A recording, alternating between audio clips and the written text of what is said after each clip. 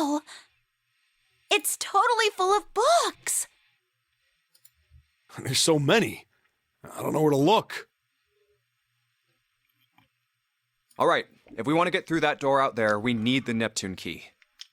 I say we split up and look for it. Okay. Very well. Sure thing. Good. Let's get started then. We don't have a lot of time. Hurry. It's time.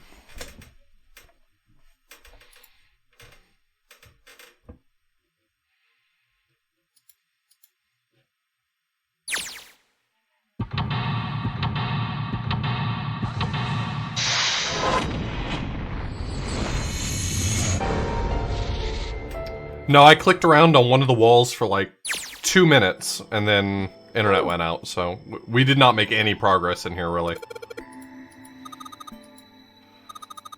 Lights to the books.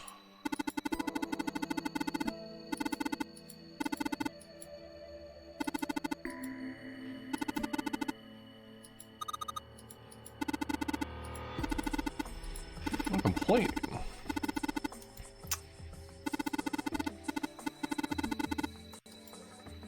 I kind of wish that those little asides that they had in the escape rooms were voiced as well, but...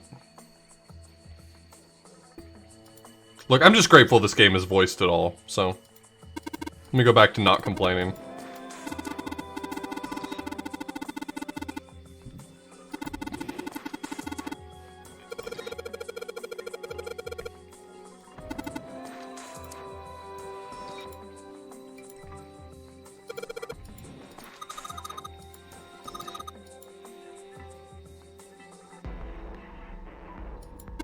Damn. That's savage.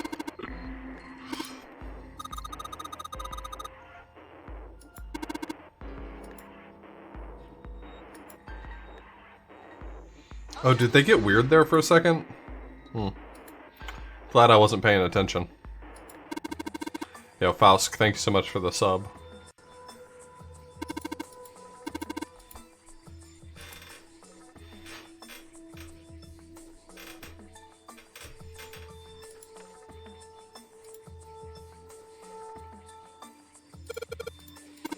Just need to rearrange them. It starts with open.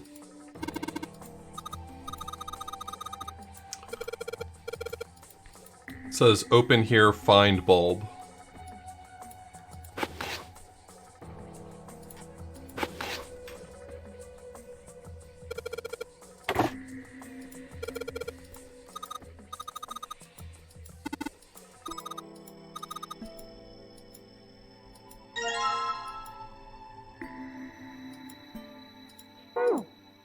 There was another light bulb I did find the other day when I was playing. It was like behind a book somewhere, but I don't remember where I saw it.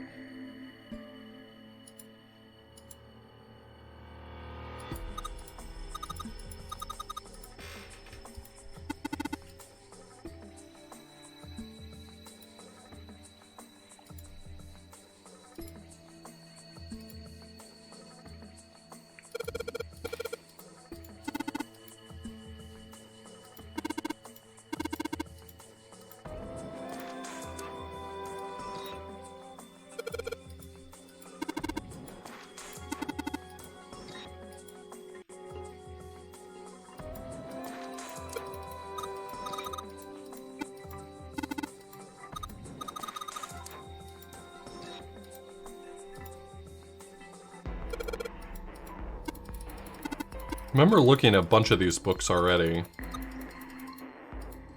One of them had a bulb behind it, though.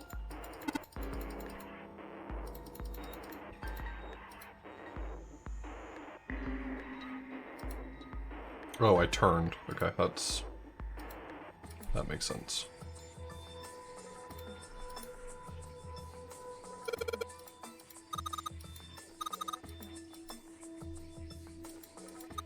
There it is.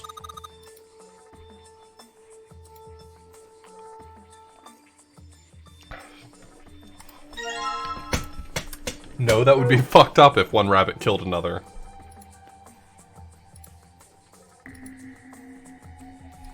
Really don't want to look at all these books. I mean, I'll circle back and do it if it feels like I need to, but... Right now I'm going to assume that I don't need to. I'm going to assume that the books are not necessarily a misdirection, but just set building.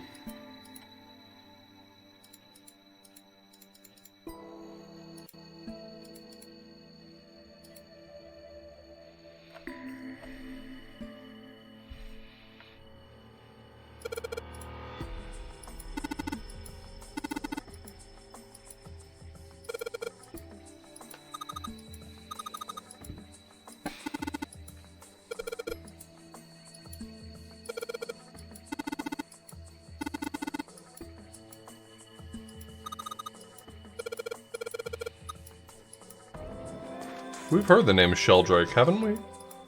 Someone referred to someone named Sheldrake in this game.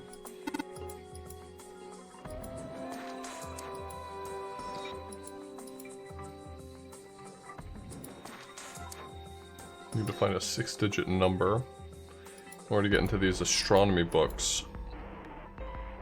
632415.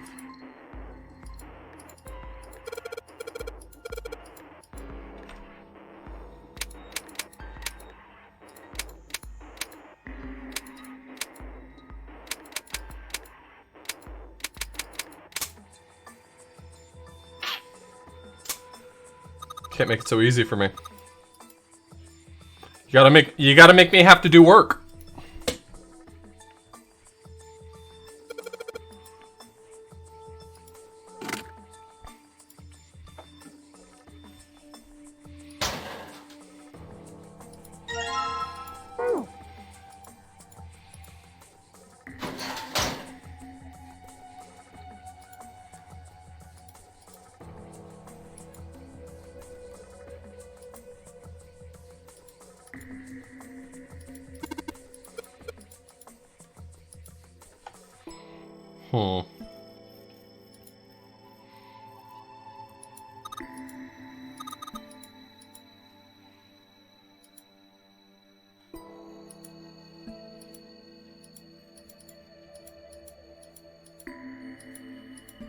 So the question is, what am I doing once I find these light bulbs?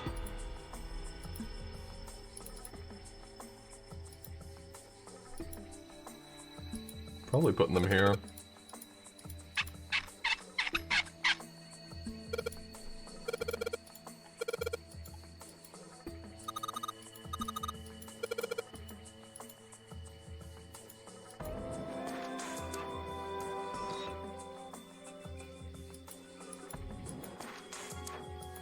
So I need to find something that's going to go on those stands. Which means I may have to start investigating some books.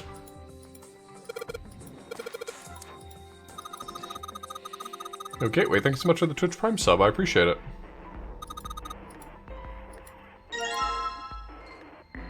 Tales of Old Japan.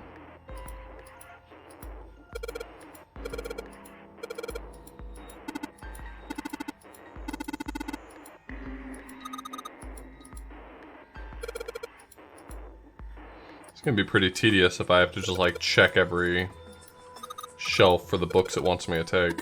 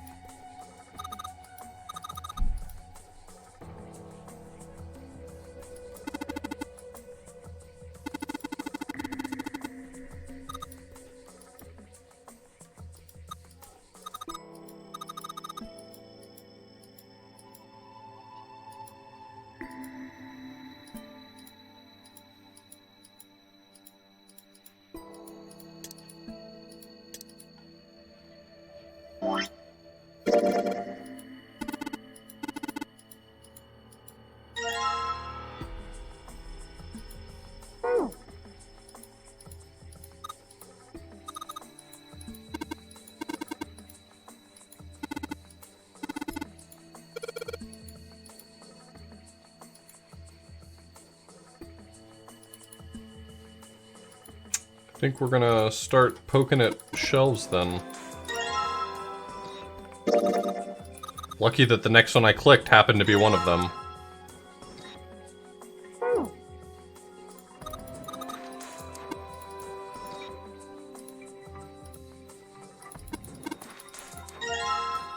Wow. Just got it in 3, huh? Do they stand out? Are you sure that that's actually true? Are you sure it's not nothing? It feels like it's nothing.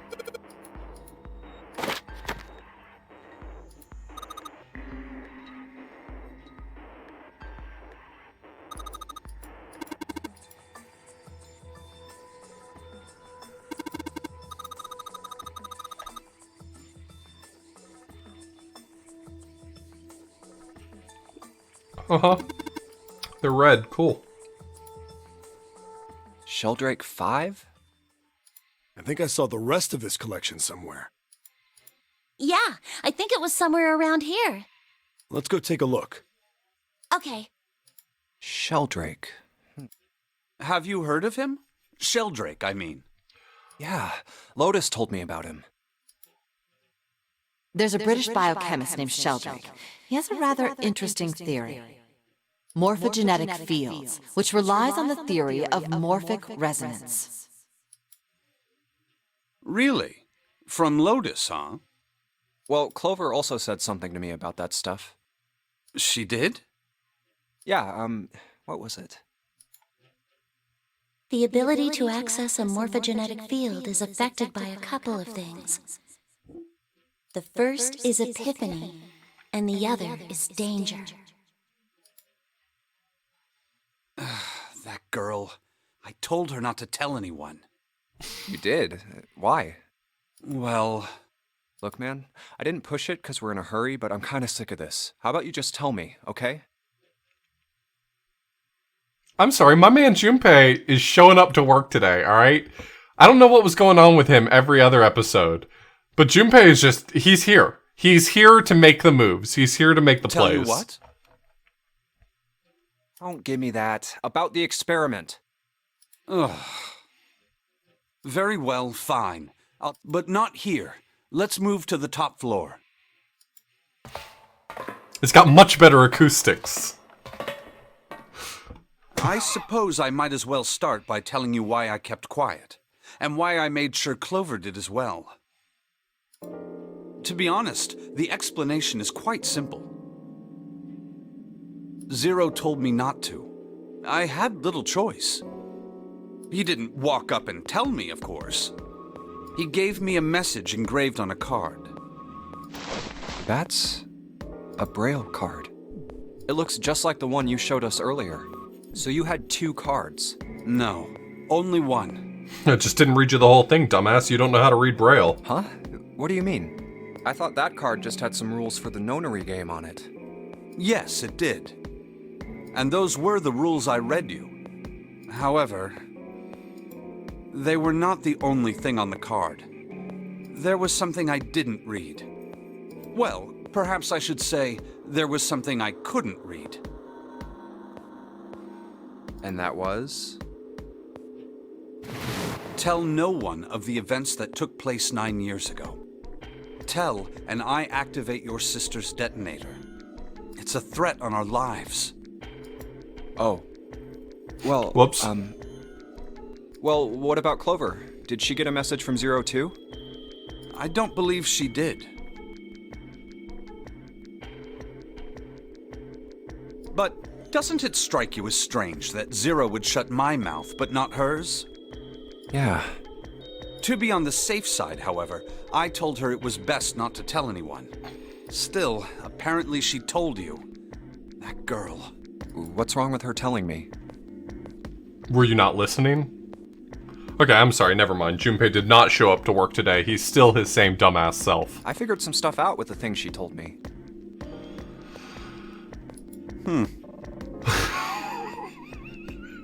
Junpei was this close, okay? I mean, it looks like the whole activate her detonator thing was just a bluff. She's prancing around downstairs happy as a clam now that you're back. That's very true. I've decided I can trust you. I've decided to tell you the truth. The chance that Santa is zero is very high. Yeah, I know. I feel I can assume Santa doesn't have the time to observe us at the moment. And at any rate, even if he were, I very much doubt he would kill us. Why? Clover told me about the four-leaf clover, about the words. If he knew about that, then he was in my group during the first experiment. I'm sure of it. He wouldn't kill us.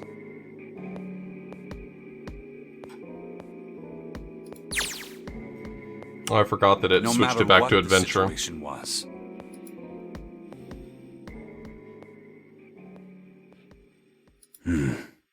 Thank you for the reminder, though, actually, because I forgot that it switched back to adventure. Hey, Snake?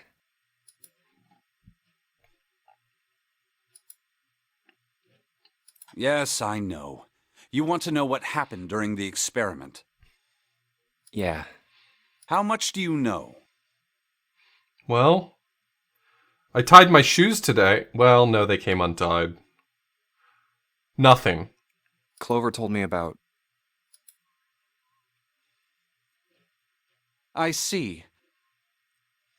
The morphogenetic field in the experiments 9 years prior. How the experiments had taken place simultaneously at 2 locations. What's one up, being Drex? the ship and the other being a building in Nevada.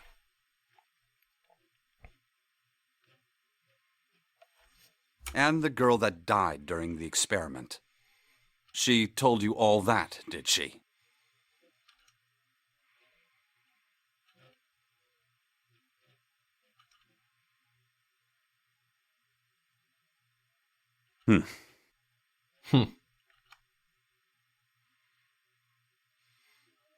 At any rate, I now know how much you've learned.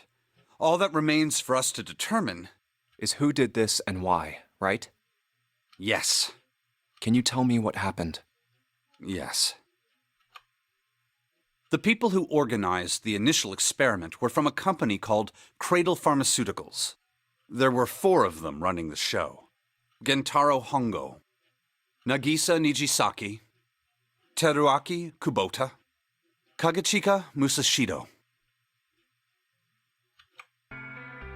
Hongo was the CEO of Cradle Pharmaceuticals.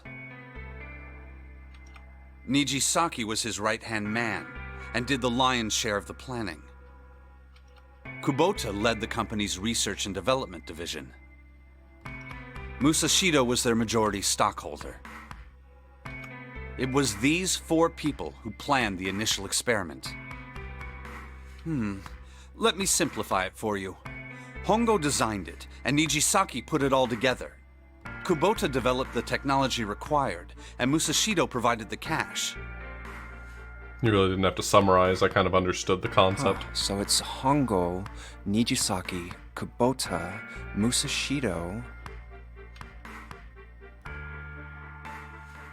Yeah. Of course we already heard... Oh, actually, in this timeline, we didn't hear those names. Never mind. Of course, more than 4 people were required to conduct an experiment of this scale.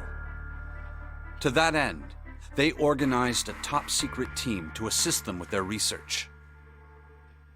All in all, they gathered 10 people or so. No, he didn't hear it from Lotus. The only place that we know of these names are from the sheet. We knew that Ace was, in the... was the CEO of Cradle Pharmaceuticals from the sub-ending. But we didn't know the 4 names except for from the safe ending. Those 10 completed their team, and they were able to begin the project. They named it the Nonary Project. The purpose of the experiment was to research the prospect of controlling a human mind through sheer will.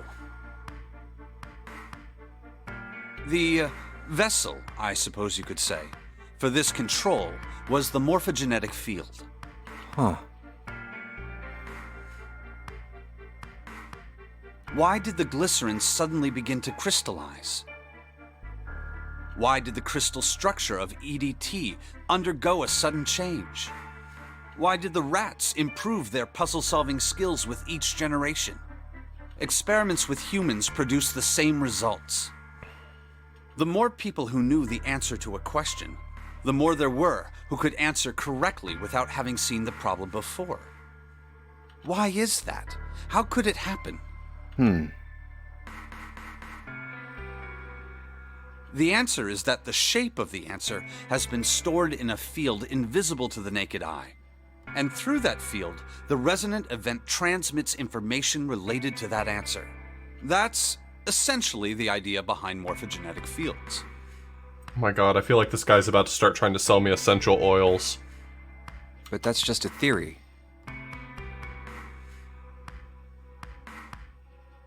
Can't bring yourself to believe it? Yeah. Let's say someone killed another person because the devil told them to do it. Whether the devil exists or not has no relevance to the murder. They believe the devil exists. Whether or not he does is immaterial. So what matters here is that Hongo believed in the morphogenetic field. That's right. But I still don't get it. You said they wanted to figure out how to control people, right? That is what you were saying. Yes. So how are they going to do that with a morphogenetic field? I'll keep it simple. Let's suppose 10,000 people have solved a certain problem. I'm gonna keep it simple because I deem you to be too stupid to understand the full explanation. The chance of you knowing that answer, even if no one has told you, will go up. Let's have another example, shall we? Say 1 million people were to do a handstand right now. Tomorrow, the chances of you doing a handstand would be higher, even if you had heard nothing of this hypothetical mass handstanding. Mankind's thought process and actions are all part of a resonant event. All of the resonant events encoded in the fields are projected onto you.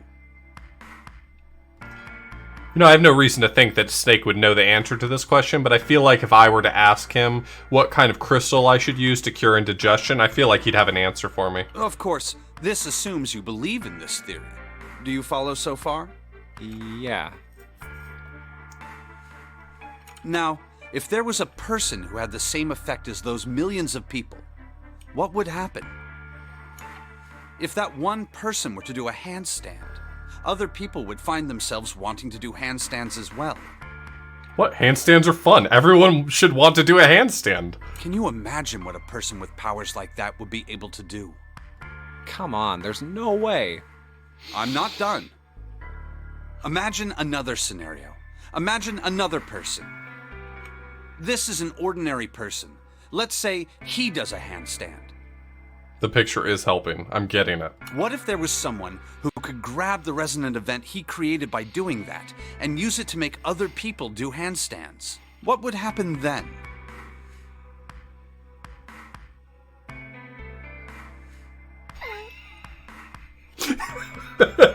Shame this man. Bring in the shame arrows. Okay, that's really good. That's really funny to me. Look at him. Everybody, point and laugh. Right now. A person who has the power to write to the field, and someone who can read from the same.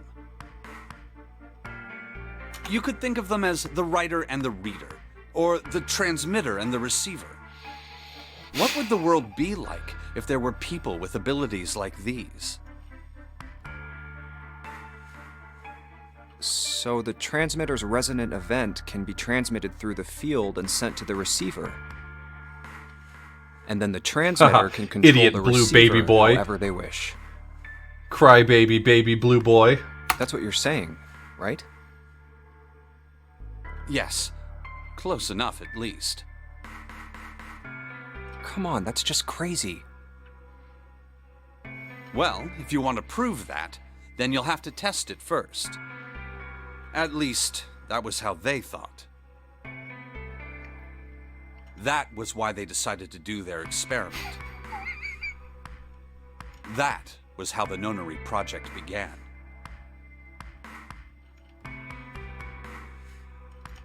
By the way, Junpei, have you ever heard of the Gansfeld experiment? Of course I have. What, do I look like an idiot? Yeah, that was an experiment in telepathy, right? You place a pair of subjects in separate rooms. Then you show one a picture and ask the other what they see. Interesting. I'm impressed. Yes, that is exactly correct. So, why did you bring up the Gansfeld experiment? It was used to screen subjects for the Nonary Project. The hospital in a remote town was affiliated with Cradle Pharmaceuticals. Hongo used it to conduct experiments on visiting children in secret. Some of them, he found, had potential. He began to gather children that showed promise, children that seemed as though they might be able to access the field. Of course, none of them volunteered. They were kidnapped. There were 9 pairs of siblings taken, for 18 children total. For reasons that were not fully understood at the time, each pair had 1 transmitter and 1 receiver. They were split perfectly. As such, the 18 children were split into 2 groups of 9. The children who were put into Group Q were the ones who excelled at transmitting. They were transferred to the mock experiment building known as Building Q in the Nevada desert. The children who excelled at receiving were put in Group A. Group A was then placed on the former hospital ship Gigantic. From the experiments he had conducted so far, Hongo had learned the following. There are 2 things that can increase one's resonance with the fields. The first is epiphany. The other is danger. Have you ever been faced with an especially difficult problem and thought about it very long and very hard until finally an answer suddenly appeared in your mind? It may seem obvious to say so, but that is what is meant by epiphany. The information obtained through that epiphany can be easily transmitted through the fields, where it can be easily interpreted. Adding danger to that equation allows for even easier field access. That's where Hongo came in. They set up a number of puzzles across the Gigantic. The participants had to solve each one before they could move to the next room. Of course, he hadn't forgotten to include danger. He had detonated a bomb on the hull of the Gigantic. The children in Group A were forced to play the Nonary game as the ship sunk. By forcing the children into a life-or-death situation, Hongo hoped to increase the likelihood of their tapping into the fields. That was nice of The him. children from Group Q, on the other hand, were confined to the mock experiment building, Building Q. Building Q duplicated the interior and puzzles of the Gigantic exactly. Every detail was exactly the same. Hongo explained the situation to the children in Group Q. Solve the puzzles you find throughout the rooms. When you have the answers, transmit that information to the children in Group A. If you succeed, they will be able to solve the puzzles and escape. But if you fail, then the Gigantic will sink, and your brothers and sisters will drown. Those were his orders. Do you know why the astronauts of Apollo 13 were able to return to Earth safely?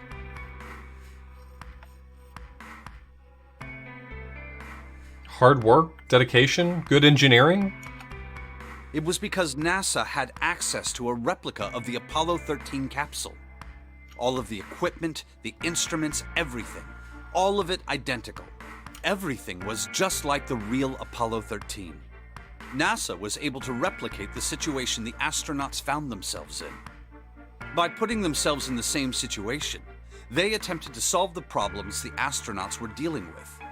Once they found solutions, they reported their findings to the men aboard the actual capsule. That was how they were able to return safely. It was the same with the Gigantic and Building Q. The children from Group Q had to use the power of epiphany to solve the puzzles they found and transmit what they learned through the fields.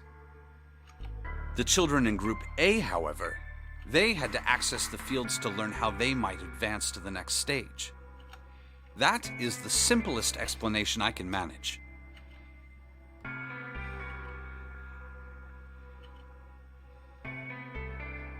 Huh. Hey, Junpei, Snake! How much longer are you two gonna sit around on those bony asses? Get down here already! Oh, you're wrong. Junpei's got cakes.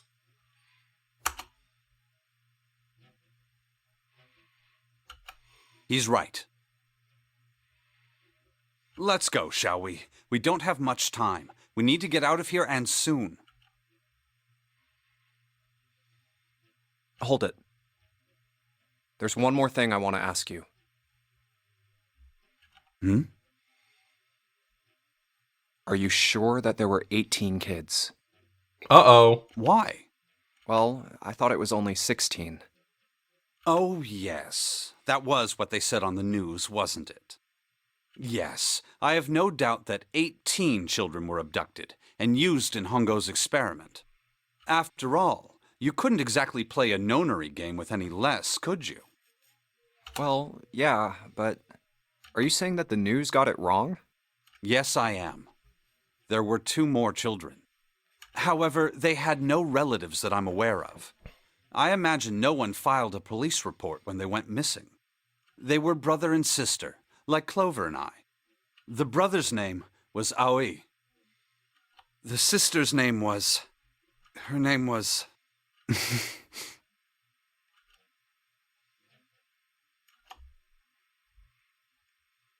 Her name was Akane.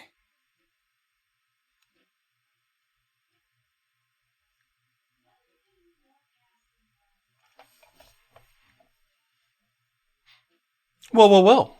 That was the girl who died.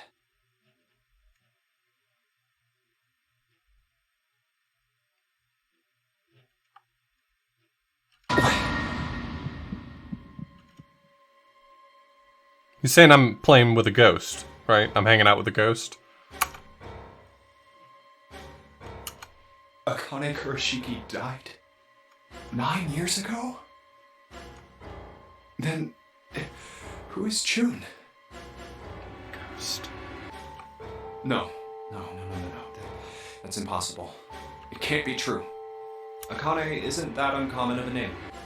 If Snake had known her last name, that's a different matter entirely. So they share a name. A lot of other people do too. It doesn't mean anything. Why would I not smooch a ghost? It was someone else. Of course it was. It has.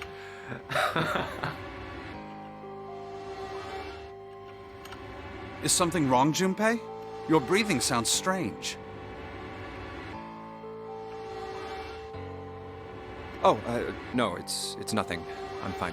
Let's get back down there, all right?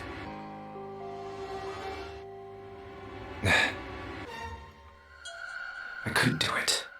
Why didn't I ask? What's her last name? I just couldn't get the words to come out. Yeah, now's not a really great time for all this anyway.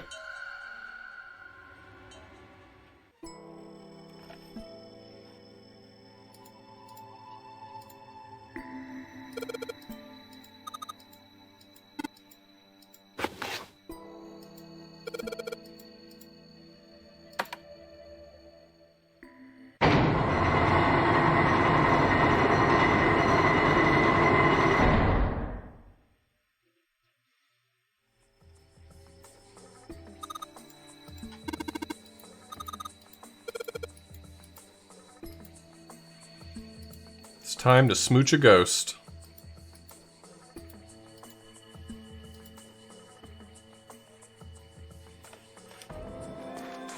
13, 14, 10, 13.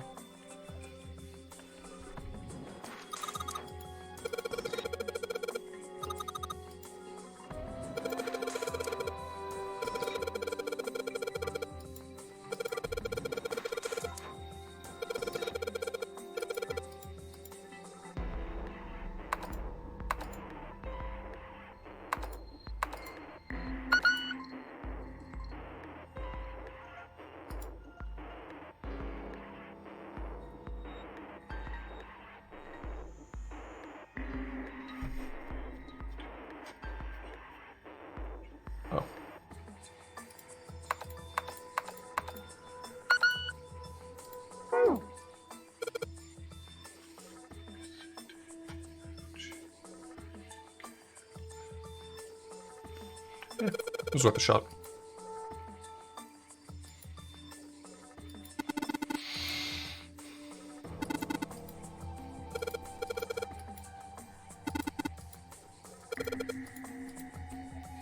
I already tried that.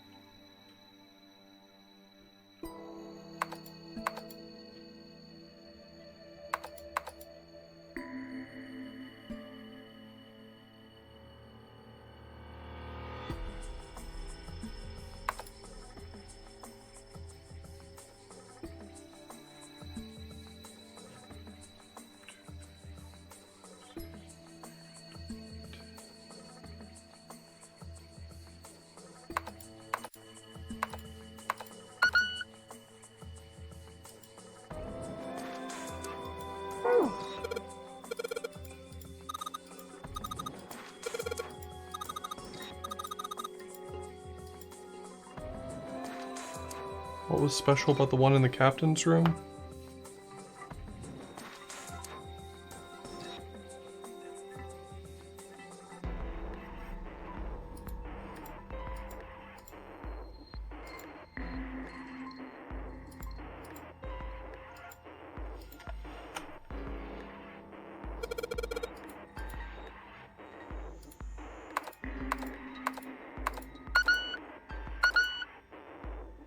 It didn't work. Yeah, I'm speaking rhetorically. I'll stop reading chat if y'all are gonna try to put thoughts into my brain.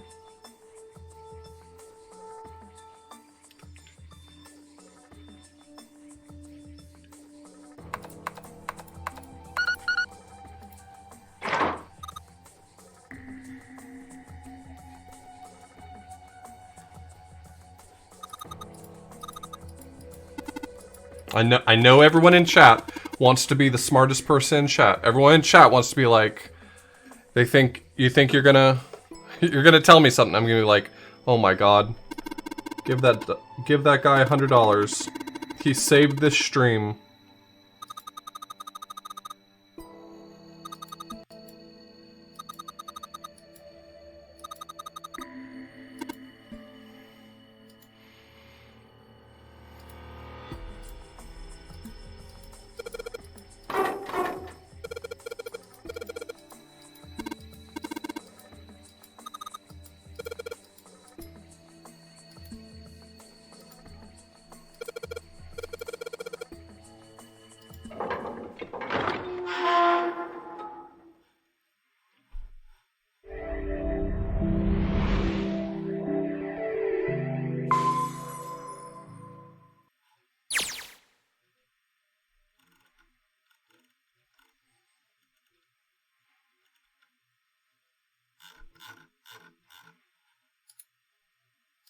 All right, this is the next.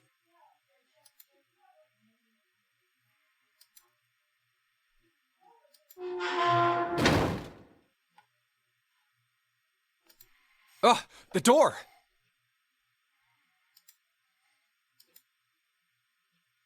Did that just close on its own? Don't tell me we can't go back. I don't know. Let's see.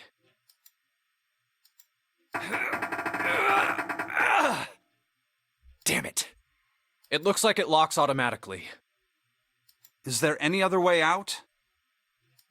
Well, there's another door over on the right. There's a card reader next to it. We can seek a way out. It's got a red light on it, though, so I'm pretty sure it's locked, too. But there is a card reader, right? Yeah. Then perhaps if we find a key card, we could open the door and leave? Well, yeah, that might work, but... Hey! Wait a minute! Are you saying we're gonna have to search through this room for one little card? Oh, man.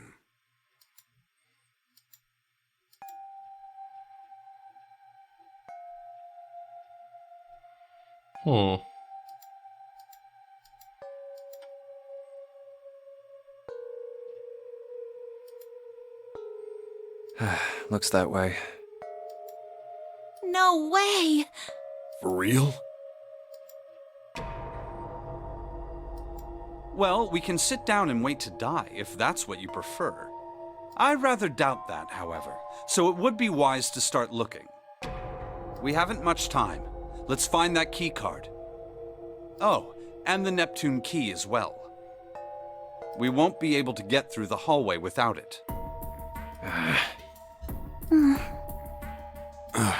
All right then, let's begin.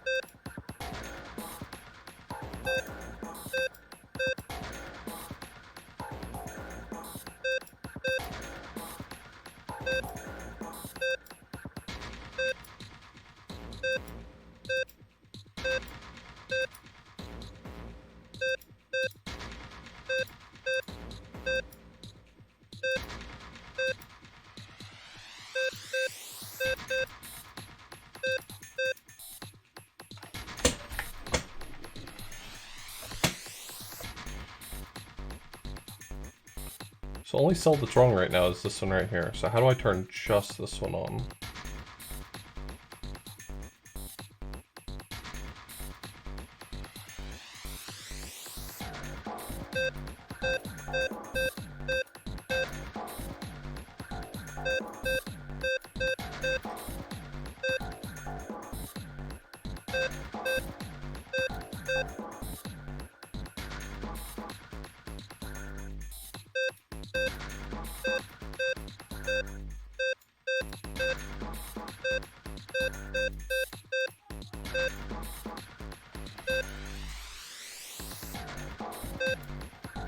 It's just this cell that needs to turn on.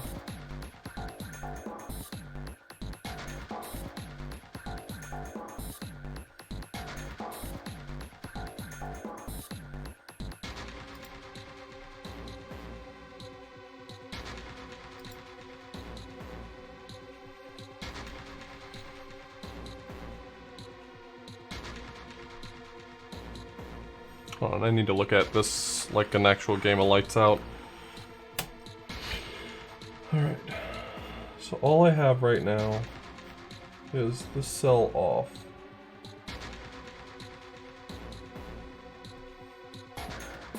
And I just need to get that one cell to turn on.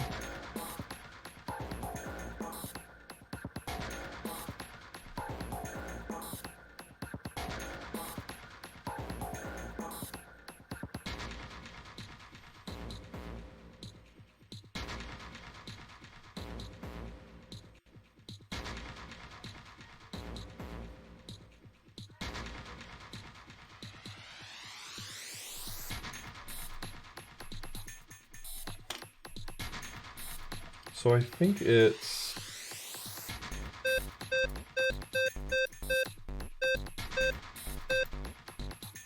Oh, that was close.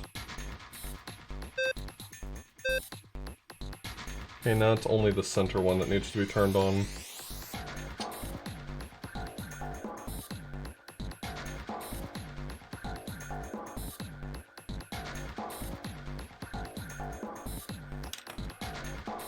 Okay, so if I hit...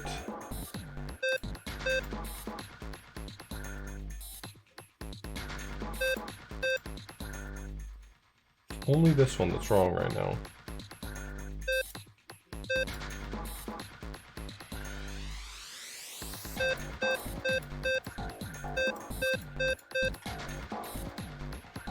What happens if you do...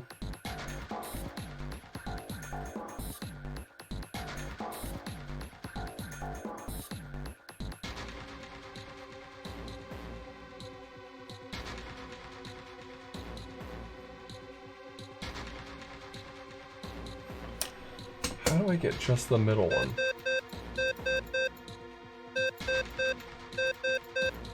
Very bad at lights out. I'm very bad at lights out.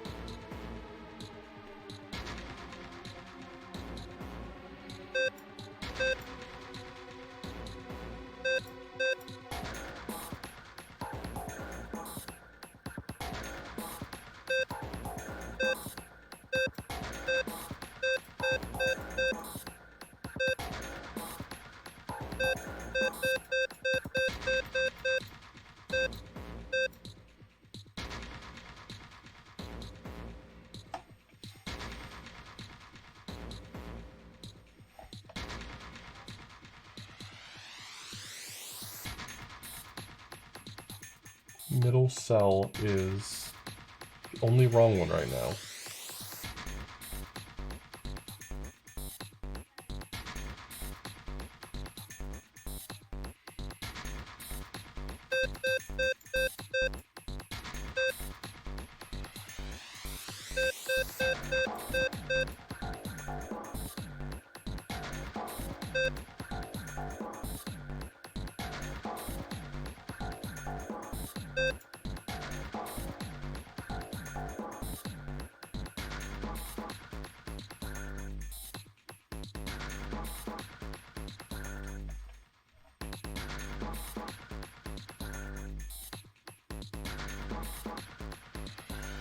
All I want is to flip the center cell. That's it.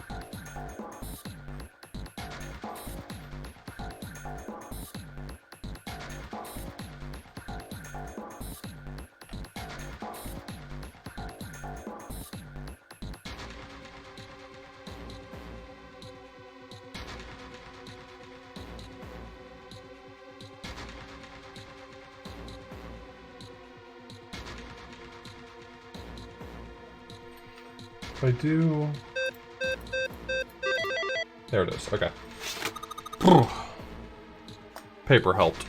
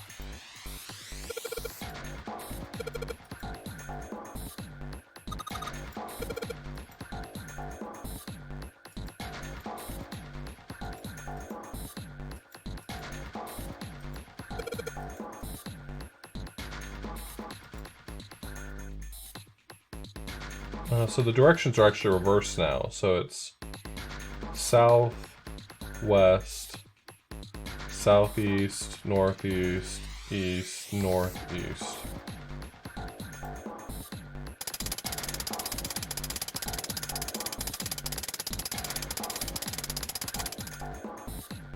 South. East. Nope.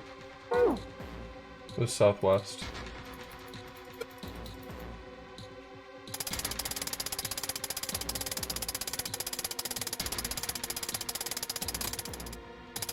South. Oh. Okay. Apparently it goes quite a bit further than I expected to.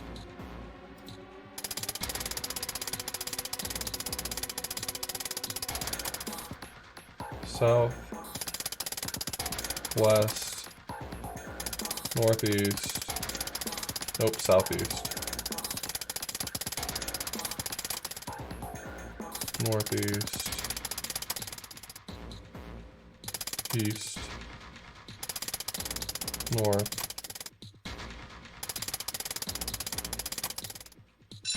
east.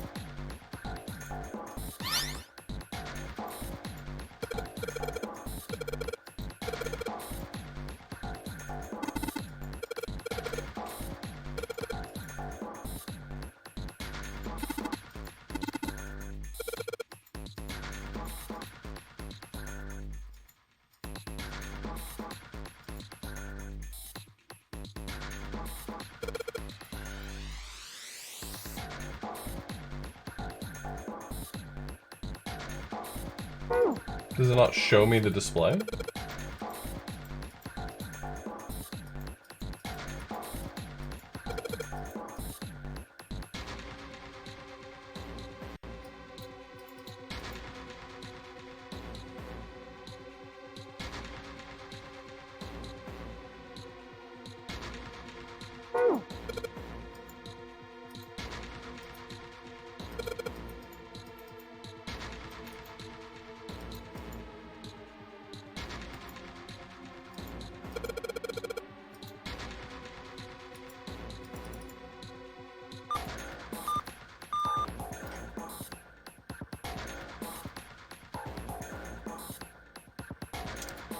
What?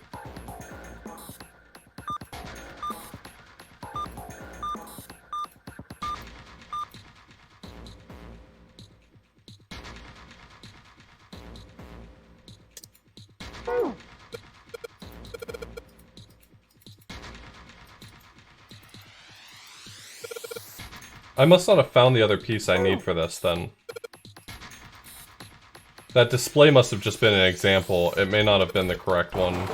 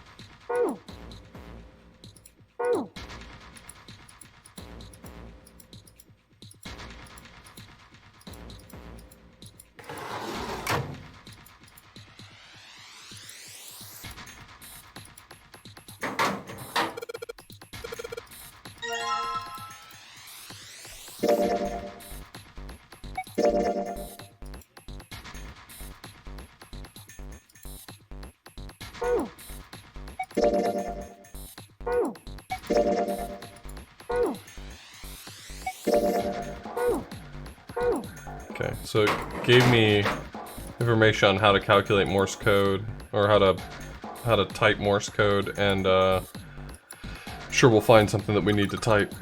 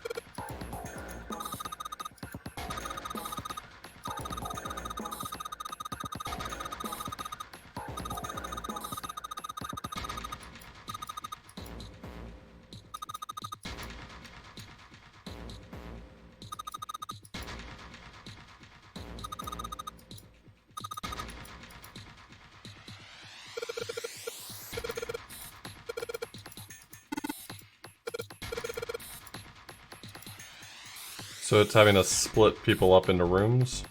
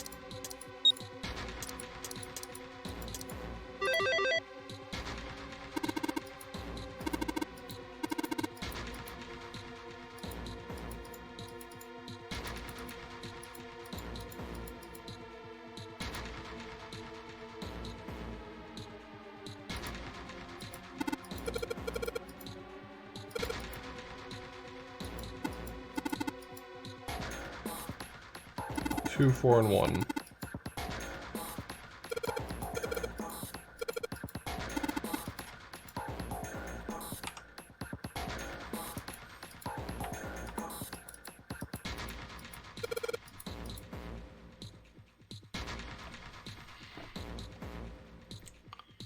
Okay, so the middle letter is 4 characters long and the last one's 1. My only options for one character are E and T.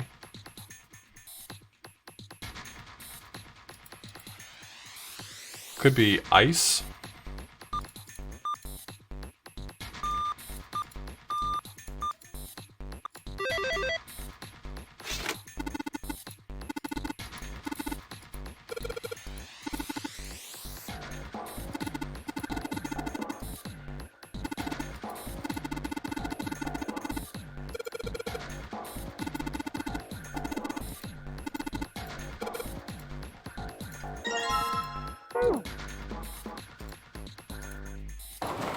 Coffin's open now.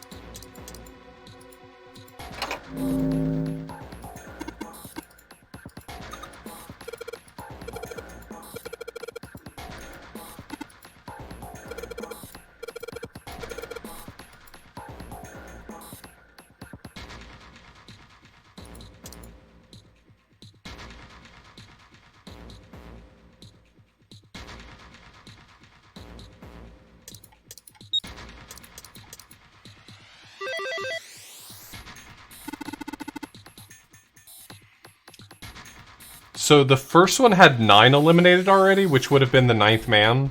And then the second one had 1 eliminated, which would have been Ace. And then the third one would have been Santa. I wonder if it's like intentionally corresponding to specific people, like working out what door numbers would have been necessary if people had gotten kicked out or something. I say kicked out as if it wasn't dead.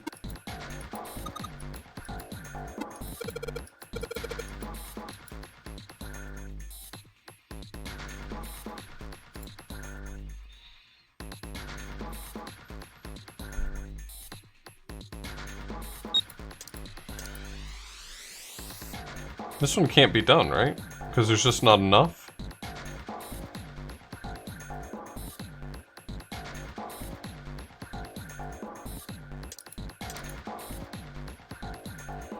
What is all of them?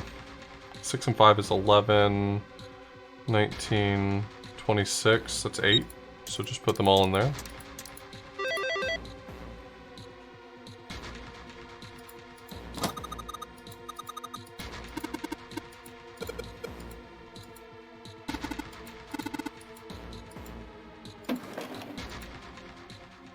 A picture.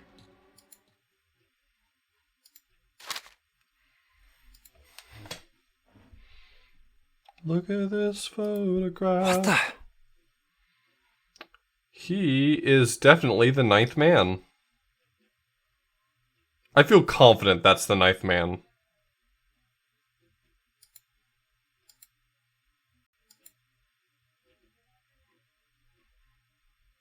I don't recognize the other two yet. What the hell is this? This man with a mustache on the right. He's the same guy we found murdered in the captain's quarters. The Monopoly guy, yeah, you're right. He had the Zero bracelet on his left arm. And the second man, with the glasses and a doctor's coat. He's the 9th man. The one with bracelet number 9. He died after he went into door 5. But this guy, the one in the striped suit. Oh man, that's Ace. Yeah, I guess it is. No doubt about it. But what does it mean? What is Ace doing in this picture? Not only Ace, the 9th man and Cap too.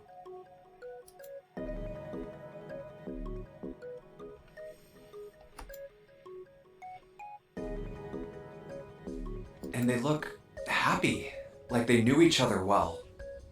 Why? How? How in the world are these 4 men connected? You say Ace is in that picture? Yeah, it doesn't look like it was taken recently, though. Ace, the 9th man, and Cap all look about 10 years younger. Ah, so the 9th man and the man you found murdered in the captain's quarters are also in the picture? Yeah. Is there anyone else? Or are there only 3 people in the picture? I'm afraid I can't see it. No, there's one more guy. He's got kinda long hair, he looks smart, but a little cold. Looks smart. Hey everyone, he looks smart. He's the only one I don't recognize. I can tell his intelligence by looking at his face. What's the date of the photograph? It doesn't have one. Did you look on the back? The back? Yes, the reverse. The other side. Huh.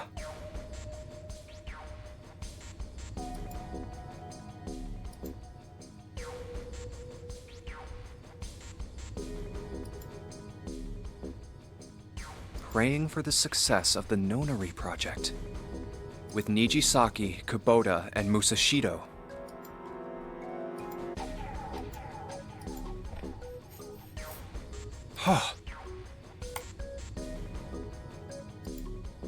Then the four men in this picture were the organizers of the Nonary game 9 years ago.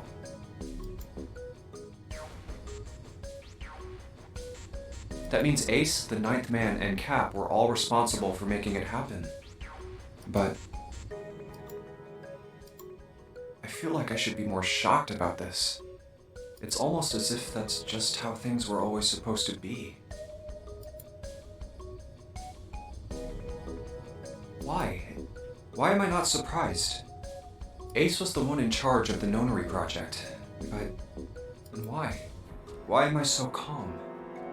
It's like I already knew. Ah, of course. I understand now.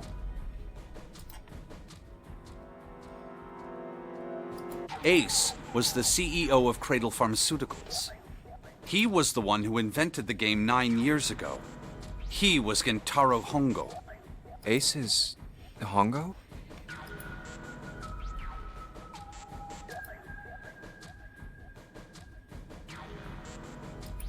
I had my suspicions from the beginning. Their voices were similar. Too similar to be a coincidence. I could never forget his voice. It was the voice of the devil. I couldn't be sure, though. After all, I had no way to check. I certainly couldn't ask him. Hey man, are you Hongo? Even if I had known, however, I would never have told you. Zero made it quite clear what would have happened if I did. Oh my gosh, I had no idea. Huh? I didn't know that Ace was Hongo. Oh, yes. I suppose you wouldn't have. 9 years ago, you were in Building Q in Nevada. But Hongo was in the Gigantic with us. I know. That's why I didn't know what Hongo looked like. But why? Why didn't you tell me? I mean, I'm your sister, right? You could have told me. I'm sorry. I apologize for keeping this from you. But if I'd told you, Clover, you would have told everyone else. Damn. And if you did, then I would have been forced to tell them about what happened 9 years ago. I had to prevent that.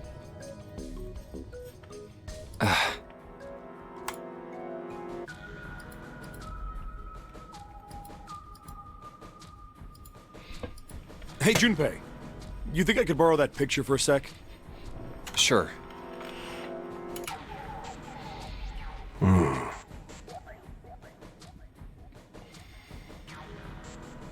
Hongo, Kubota, Nijisaki, Musashido. It's all coming back to me. Hongo, Kubota, Nijisaki, Musashido.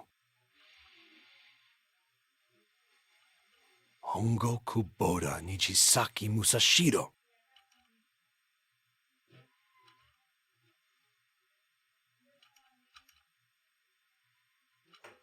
Hey, Seven, do you... Shut it! Just be quiet. I feel like everyone's forgetting for a moment that we are still under a time crunch. I'm this close to remembering. This close. Hongo, Kubota, Nijisaki, Musashido. Cradle Pharmaceuticals. Nonary Project.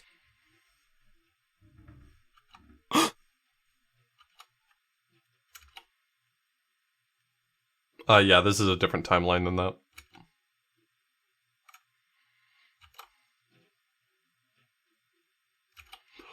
Shit. What? What's wrong? Holy shit, this is nuts. What's nuts? I remember. Remember what? Everything!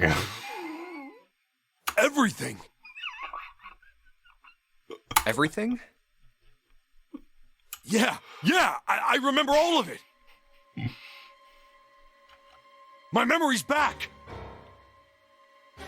I remember what happened before I got snatched! What?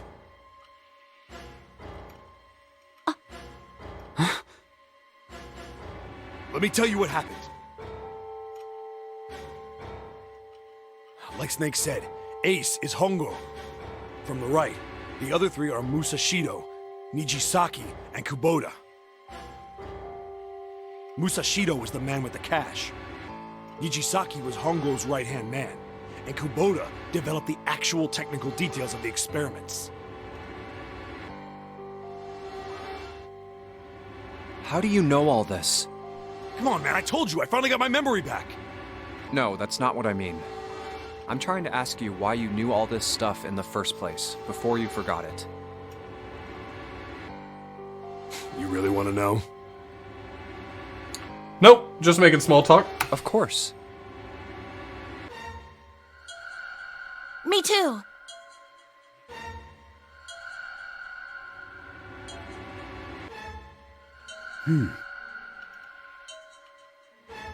This is gonna take a while. Hell, it'll probably take me a good 3 days to tell you everything. Well, we don't have 3 days. Just give us the short version, alright? Short version, huh? Yeah, short version is I'm a cop and I was trying to bust these dudes. Can we move the fuck along?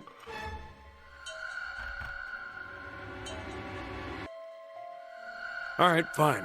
I'll give it a shot. No promises, though.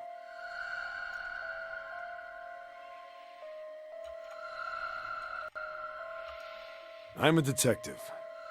It's a little awkward to say this about myself, but you could probably consider me a lone wolf type. See? Not an important addition to the discussion. I hold to my own code, as I think doing what's right is more important than doing what you're told. Again, more pieces, not necessary.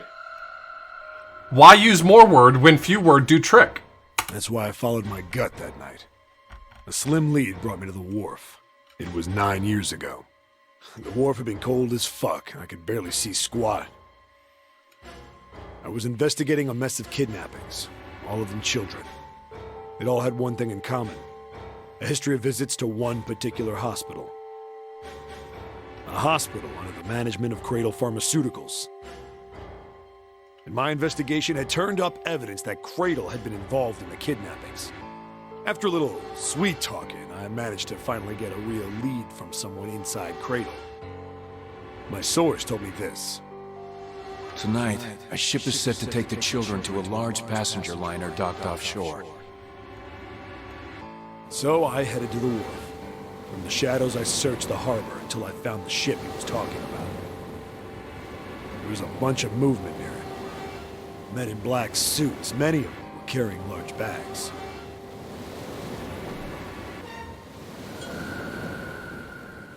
The bags. There was something about the way they moved as they were carried. No doubt about it. There were human beings in those bags. I moved before I realized it. I came out of hiding, my gun already in my hand. Don't move. I felt metal touch the back of my head. Drop the gun. I could kill you right now. It'd be easy to get away with it, too. Just tie an anchor to your feet, and no one would find you for a week. That what you want? The fish here would love a meal. I kept digging the cold metal thing into my skull. There was nothing I could do. I did what he said and laid my gun on the ground. Then suddenly, there was a sharp pain in my neck. A needle. A drug. That was my last thought. My face hit cold concrete.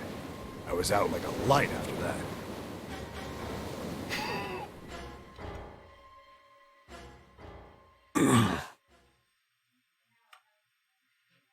I woke up on a hard floor. Damn it. Shit, my head hurts. I did a quick once-over of the room. Small room. 5 feet by 6. Where am I? A small, shabby bed, a dirty sink. A toilet with no privacy. I'd seen it countless times as a cop. I'm in a cell, huh? Facing the toilet was a door set into the wall. Yeah, holy shit, this just occurred to me. Yeah. Bob brings up a good point. He's had amnesia for 9 fucking years. It was still pretty woozy, but I made my way over to it. I pushed and pulled on it, but... It did not occur to me that the amnesia was lasting for that long. Not like I expected much else. Would be dumb enough to put me in a cell and leave it unlocked. Threw myself against the door a few times, but it wouldn't budge. I knew it. I gave up and made my way back to the bed, and sat down.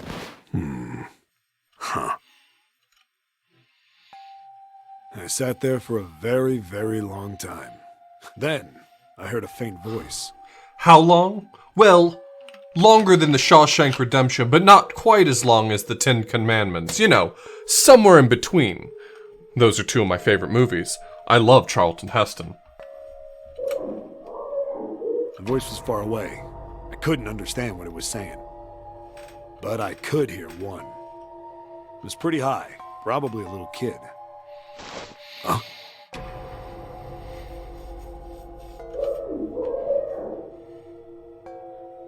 No, it was several. I hear 5, or 6, maybe more. Where? Where are they coming from? No reference, Liz. I just happen to be slightly amusing on my own. I pressed my ear to the wall and tried to listen through it. No, that's not it.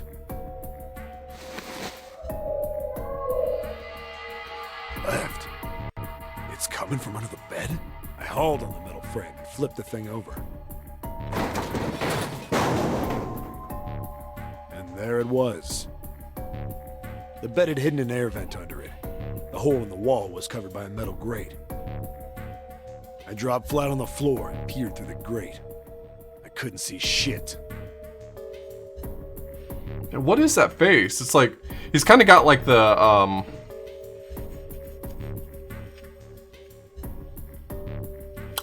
the name just suddenly escaped me. He's got that Forrest Whitaker face going on, you know, like the... But then his mouth is doing like a... It's good. It's a good face. But I knew it in my gut. This was where those voices were coming from. Hold up. Why are there kids here?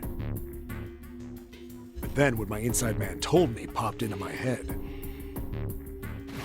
Tonight, a ship is set to take the children to a large passenger liner docked offshore. Whoa, whoa, whoa. Am I on that ship? It didn't matter. All I knew was I had to get to those kids. I checked out the metal grate. Could I fit? Through those tiny holes? I don't think so, bud. I doubt you get more than 2 fingers through one of Stuck them. my fingers in and grabbed it. And then...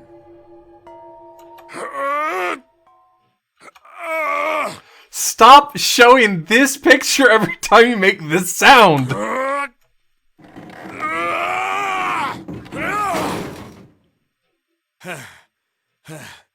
Yeah! How do you like that, you son of a bitch? I finally got the damn thing off.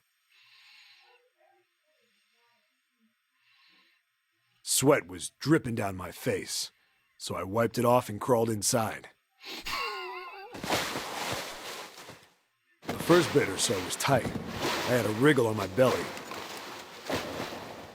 It wind up eventually, and there was space for me to crawl along on my hands and knees. I went from crawling like a worm in dirt to skittering like a bug. Couldn't say it was much better, but I'd take what I could get. And when I'd been in the thing long enough to start wondering where it'd take me, a massive sound nearly scared the piss out of me. It was like a heavy metal door had just been slammed shut. Then there was a voice. Warning. Incoming game. Warning. Incoming game.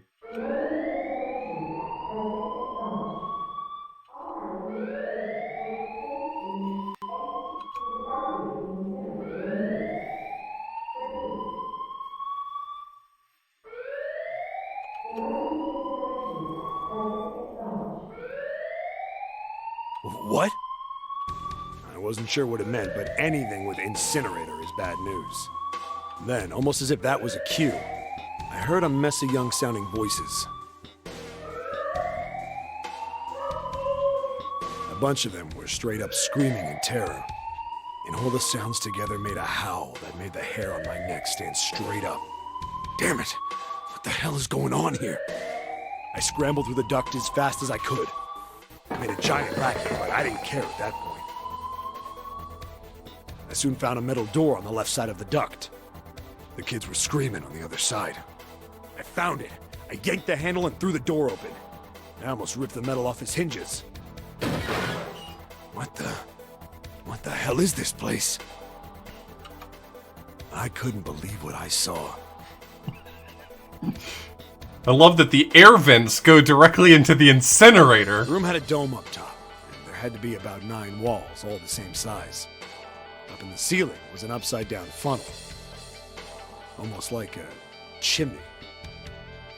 I looked down. There they were, the kids I'd been searching for. They all gawked up at me, suddenly silent, for the moment, from surprise and fear.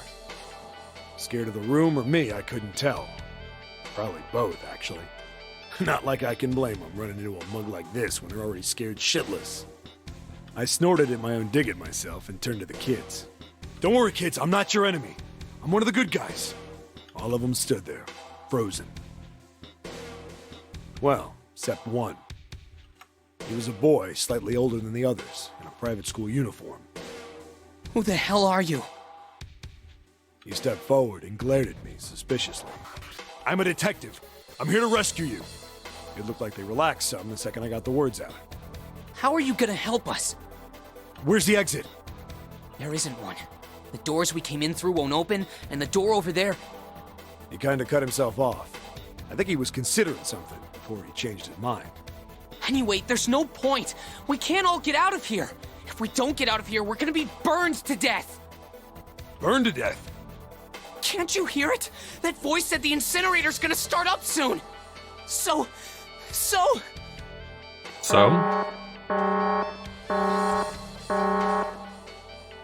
The voice spoke again. Incineration will begin in 15 minutes. They only had 15 minutes. I looked back down at the kids. Looks like a good 20 or 30 feet to the floor. And that way I could pull them up. Too big of a distance for any of us to reach. What the hell was I gonna do? But then I got an idea. Wait right there. I'm gonna be right back. What? Where is he going? Are you just gonna leave us here? Yes. They just got frightened again. I'm not the best at that kind of thing, but I tried to reassure them with a smile. Don't worry, all right? I'll be back, I promise. So just stay calm and wait right there. Got it? I didn't wait to hear them respond. There wasn't time. I had to hurry. Well, as fast as a guy could on his hands and knees. Didn't take me long to get back to my cell. Still no way out of there, but I had a plan. I needed something. When I got it, I dove back into the hole and took off towards the incinerator. Then... Sorry to keep you waiting, guys. I tipped out the doorway and dropped down the rope I brought with me. Back in the cell, I'd torn the bed sheets into strips and tied them together to make a rope. It was sloppy, but it got the job done. All right, just tie that around yourself, okay? I'll pull you up one at a time. Right. Huh. Wait a sec. Something was off. There were more of you before. Where'd the rest of you go? The boy in the uniform answered. I let them go on ahead. We opened the number 9 door and they left. What? You're telling me you opened that door? That's what I said. Then what the hell are you doing here? We couldn't go with them. Why not? Look, the only people who can go through the numbered door... He was in the middle of explaining when...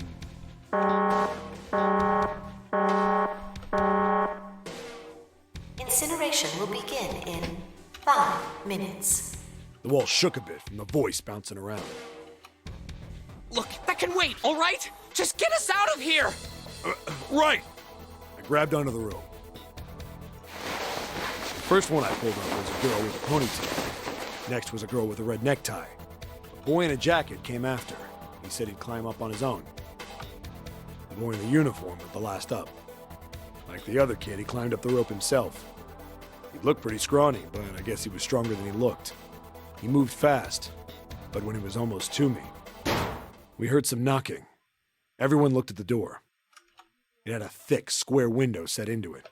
On the other side, an angry face was staring in. God damn it! What's going on here? Why is the room empty? Where the hell are those fucking kids?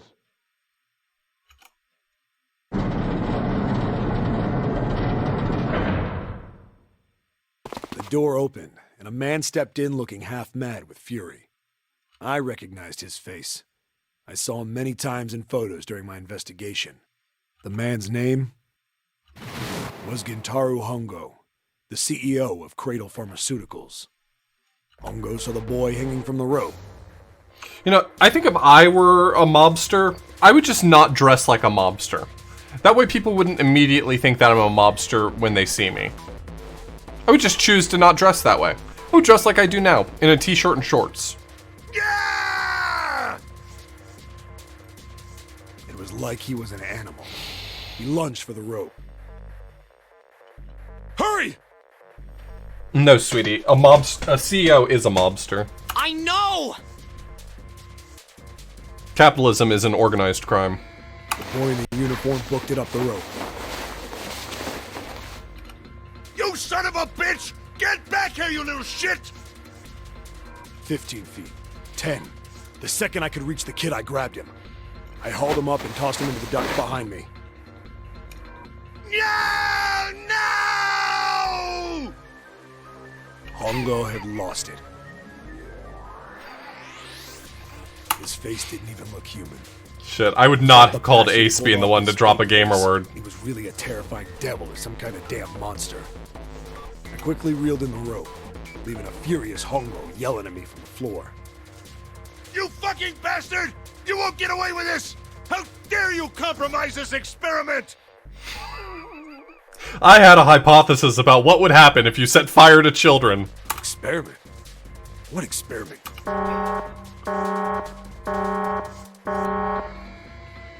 Incineration will begin in 1 minute. There was a control group. Hey, old man! What the hell are you doing? Hurry up! The boy in the uniform was trying to get my attention. It was just a prank, bro. It was just a prank. I may have thrown a salute in the raging asshole's face before I closed the door behind me. No point to going back to the cell, so we went down the other direction instead. After about 30 feet, we came across another duct on the left. This one was heading down. Everybody nodded and took turns sliding down it. The duct emptied us out into a narrow hallway. There was a door on either side. The one on the left was a normal double door, but the one on the right was familiar. It had black and yellow stripes, and a device next to it on the wall. The plate on it read, Incinerator. Incinerator? Yeah, that's where we were. It was the girl with the red tie who answered me. We were inside an incinerator? Yeah, Hongo might still be there. It looks like it's been shut off, though. Wait, what? If he's still in there... Yeah, that's not good. That meant we'd better. We gotta get out of here. Go to the other door, hurry! The kids started running, and I was close on their heels. On the other side of the door was a large spiral staircase. Run! Didn't need to tell them twice. We went up and up and up. Our feet Up bounded the and up steps. Our arms and up. pumping fast. And up. And up. We went round, round, round like the devil. The stairway kept going. We passed a And couple of up. landings when the boy in the uniform suddenly spoke. Something's up. Akane's not catching up to us. Akane? My kid sister. The girl with the red necktie.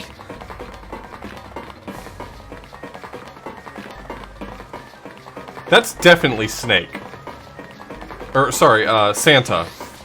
Does that mean that Akane is Santa's sister? Akane. I didn't remember seeing that name on the list of missing kids. Hey! Akane! He kept his hands around his mouth and yelled. Maybe we outran her. The boy in the uniform skidded to a stop. I stopped too, and so did the other two kids. When did we do that? Well, we passed a couple big rooms on the way here. Maybe she took a rest in one of them? No, that's impossible. Sorry, Grandpa. You keep going. I gotta go look for her downstairs.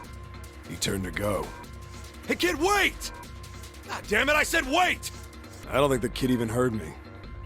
Fuck! There are children around, Seven. I spun around to the boy in the jacket and the girl with the ponytail. I'm going after him. You two keep going, all right? You got The girl nodded and ran up the stairs. But the boy... I'm going with you. That voice sounds like it's supposed to be a young Snake. I didn't have time to argue. I just nodded and took off down the stairs. I could hear him following me. We ran all the way to the bottom floor, calling for her. Akane... God damn it, where the hell did she go? I could tell the kid was frustrated. And then suddenly... Help me! Somebody help me! we heard a girl's voice. Akane!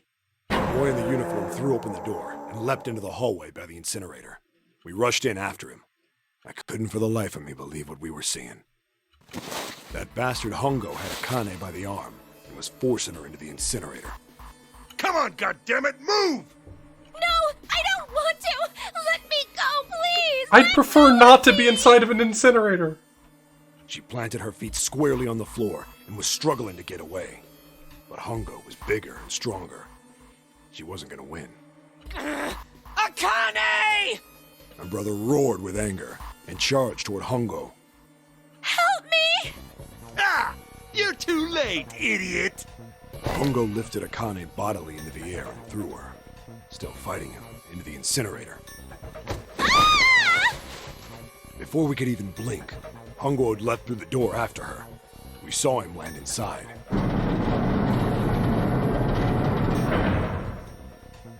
And then, the door slammed shut. We ran to the door. We did everything we could think of to get the thing open. But Ah! Fuck! It's no use! The goddamn thing won't move an inch!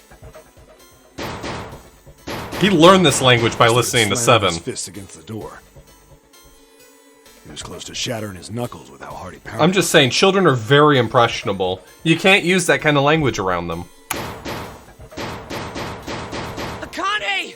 Akane! Are you okay? You came back! Her voice was muffled, but all of us could hear the sheer terror in it. What should I do? I think I'm trapped in here! Where's Hongo? He went out the other door! What? Warning. Warning. Emergency incineration command has been acknowledged. Automatic incineration will take place in 18 minutes.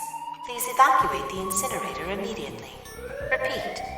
Emergency incineration command has been acknowledged. Are you fucking kidding me? It's the same damn thing! Are you there? Yeah, we're here. Just hang on, alright? We're gonna figure out a way to save you. His words would have seemed like a sick joke to her if she'd been able to see how white and bloodless his face was right then.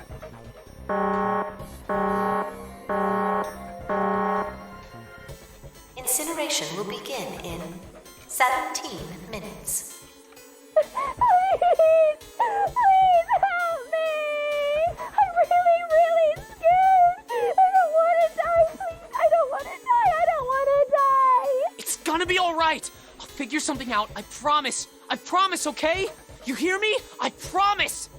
It was torture listening to her sobbing on the other side of the door. Her brother was nearly crying himself. He could only stand there, fists clenched so tight his knuckles were white.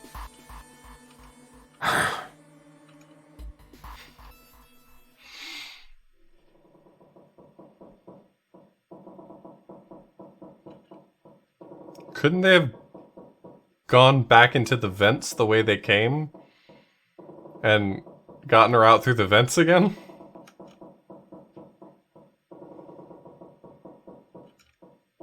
Yeah, I know how you feel, Liz. I'm kind of there right now.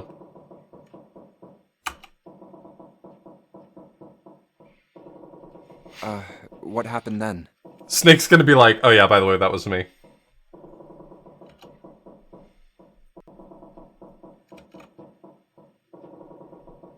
Come on, man. Put yourself in my shoes. It doesn't end good. You think I want to remember that? Then... Yeah. Shit. If I'd known it was gonna be like this, I almost wish I hadn't remembered.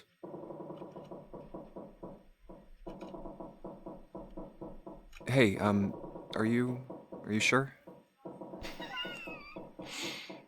Huh? That's a weird sentence, bud. Look, I don't want to ask this either, but... There's something I don't get. So if you could just tell me, did that girl, Akane, really... Yeah, I'm sure. There wasn't anything we could do. After a while, the countdown ended, and we heard something... burning.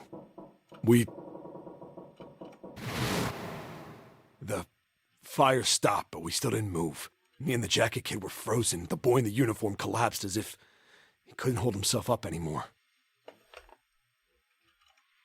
A few minutes passed. The door opened.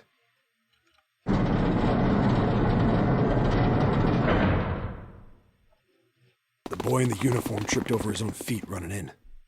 We followed, too numb to speak.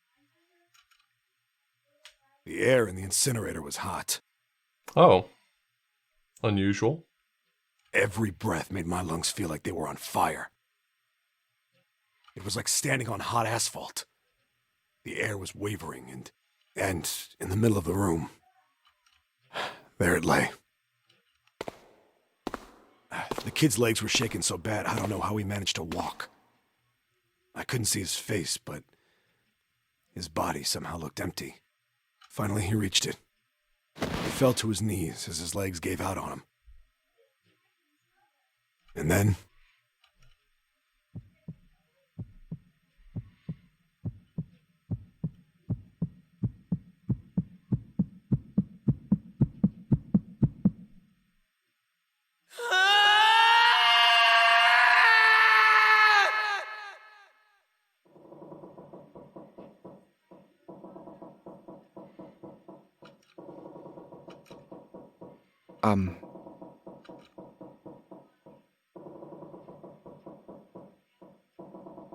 Oh, I figured it out. Okay.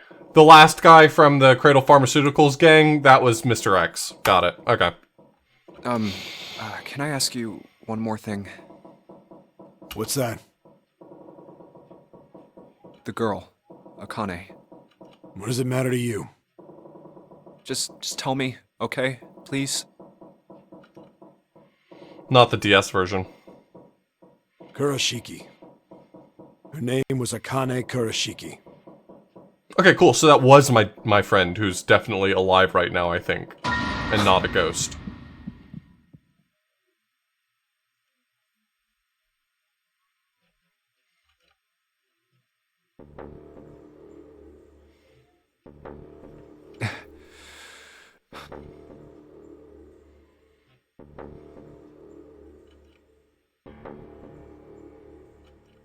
You were there that day, weren't you? The tall kid in the jacket. That was you, wasn't it? Yes, it was. You are correct, Detective. Yeah, I guess that was me. Sure. That sounds right. Don't misunderstand me. I told you before how Zero threatened me. There was nothing I could do. I couldn't say anything about what happened 9 years ago. So you're saying you're not working for Zero, right? Of course not. Well, I'm not saying I'm not working for Zero. Clover, what about you? Hey, come on! You really think I'm working with Zero? I told you before, you idiot! I was in Nevada, in Building Q. I did hear that a detective rescued the kids on the boat, but I didn't know it was you.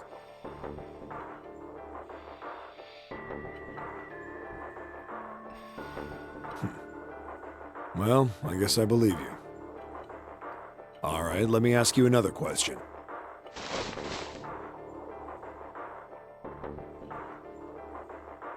Santa's real name is Aoi Kurashiki. He's Akane's brother. You know that? No, I didn't. Did you? He orchestrated this whole thing to get back at everyone who was involved in the previous iteration of the game, not realizing that his sister was still alive. Well, yes. I know Aoi Kurashiki was her brother. But I didn't know he was Santa. At least not from the beginning. 9 years ago, he was in the middle of puberty. His voice is entirely different now. He's still saying the same gamer words, though, so... I'm ashamed to say that even my exceptional hearing wasn't able to make that connection. As such, I had no reason to think Santa was Aoi. Gamer words. Gamer words.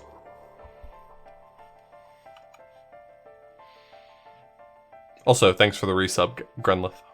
When did you figure it out? Clover told me that Santa might have been one of the subjects of the initial experiment.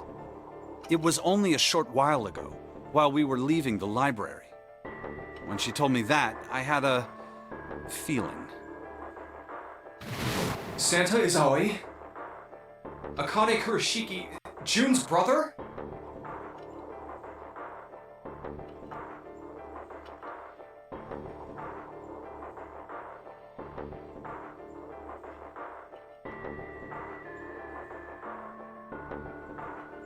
Santa had to have known that June was his brother. Or his sister. There's still a lot we don't know. I mean, like, a lot. I mean, if Santa orchestrated this whole thing, then he would have had to have known that June was his sister and still alive. But there is one thing I think we can say we know. What's that? The body we found in the shower room. It had to be Nijisaki, dressed up to look like Snake. What? Come on, man. What kind of detective are you? You didn't figure that out already? Hey, go easy on me, man. I just got my memory back, all right? Cut me some slack. Yes, I guess I can cut you some slack. Well, if he is, the 3 murders make sense then, don't they? Yeah, that's right. Murder. Kubota blew himself up, but that was murder too. So why did these murders take place? If Junpei is correct, and the body in the shower room was Nijisaki's, that means all of the people who were murdered were involved with the creation of the Nonary Project. Kubota, the person who conducted the actual experiments. Nijisaki, Hongo's assistant.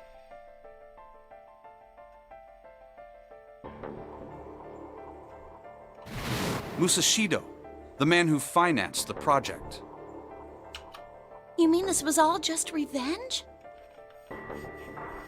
Santa is Zero. He's getting revenge for the death of his sister. Yeah, Junpei has the last piece of the puzzle and should probably share it. That's why he killed them. No, I don't think Santa actually murdered anyone. Oh.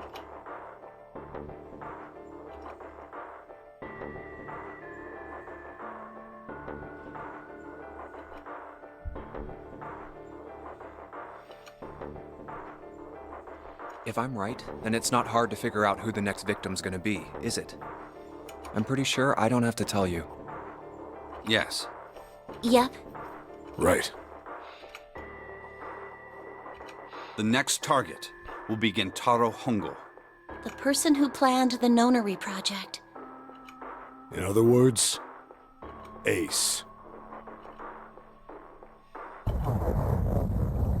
What?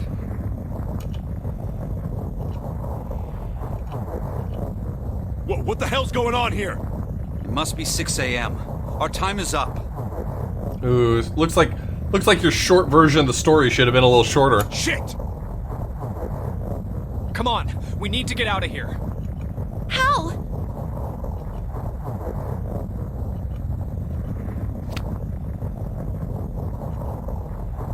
I'm betting this sucker opens the exit. Come on, let's go.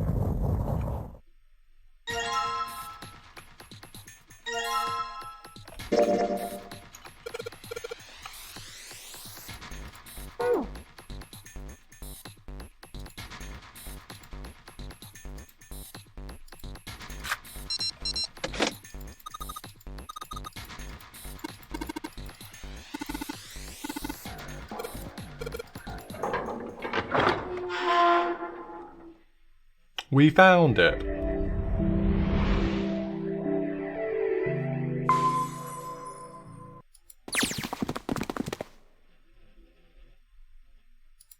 Huh. I think the shaking stopped. It would seem so, but we are yet to be out of danger. You're right. Let's hurry. This exit needs the Uranus card, too. Hey, Junpei. Yeah, I know. All right, it's open. Let's go.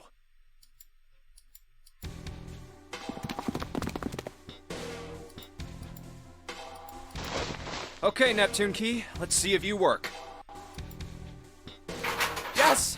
I think it unlocked.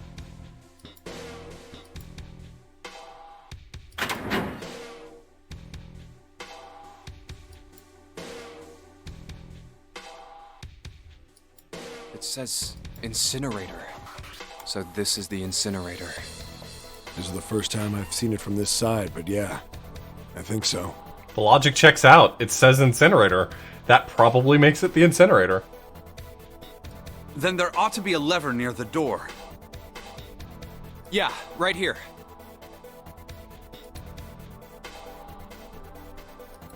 Pull that and the door should open. Got it.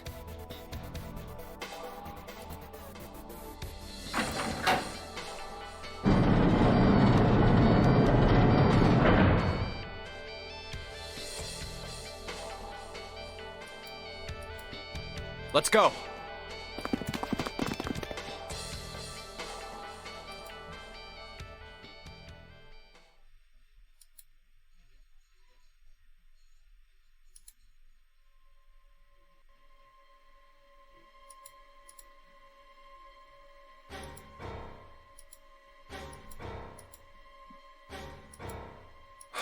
What the hell is going on? What's wrong? Are you okay?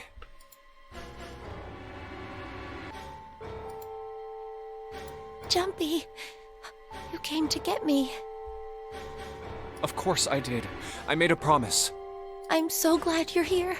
So glad.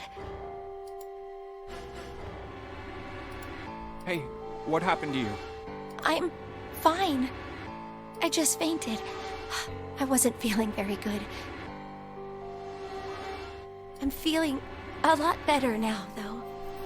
Are you sure? Yes. I just need to rest a little longer. I'm sure I'll be fine. You shouldn't worry about me. Santa.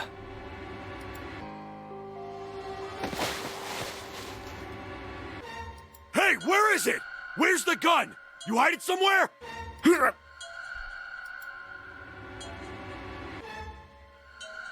Did you swallow don't have it? I got sucker punched and they took the gun. What? Who took it? What? Isn't that obvious? I took the gun. Ace. We've been here before.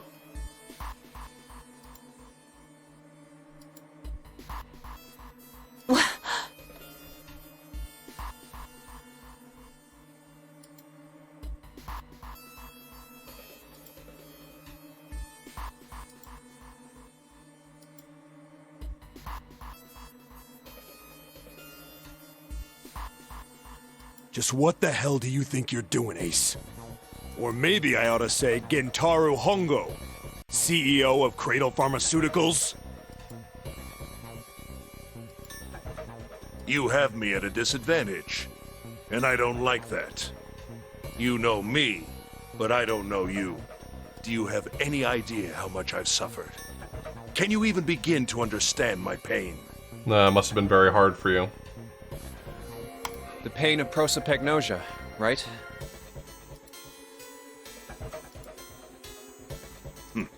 Another irritating insect. And how do you know that, Good question. No matter. If you don't want to answer, it makes no difference to me. This is a waste of time anyway. It's time for me to go.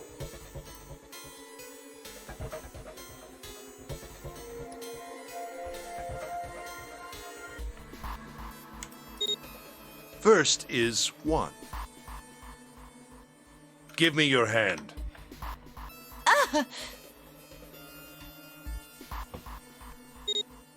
8. And with this,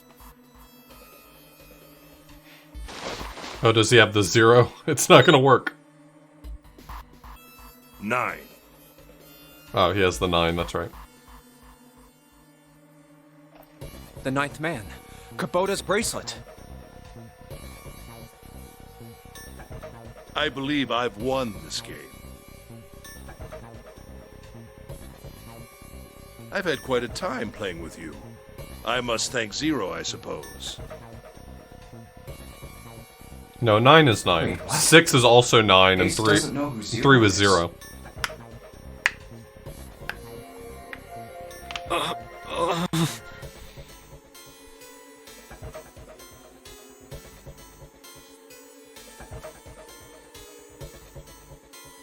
What the hell are you planning, Santa? At any rate, this game ends now. I will escape, and the rest of you will have a slightly less pleasant ending. I've already seen some unpleasant endings. I suggest you enjoy your final moments. Goodbye.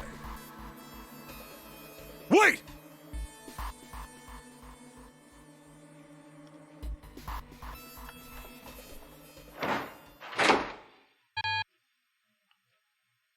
Oops. What? Why isn't it opening? One more time.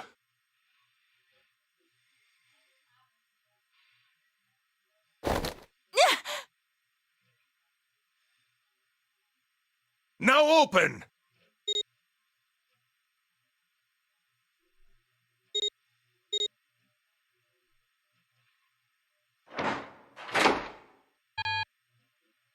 No! What is this? Why? That digital route should be 9! It has to be 9!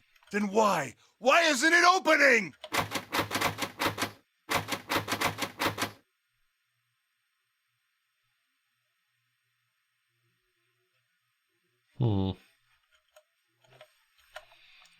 I thought we knew that the 9 bracelet was 9. Now!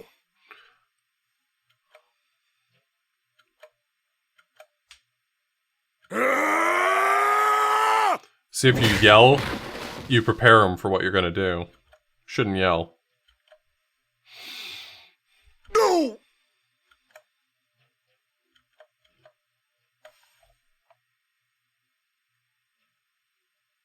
Ugh.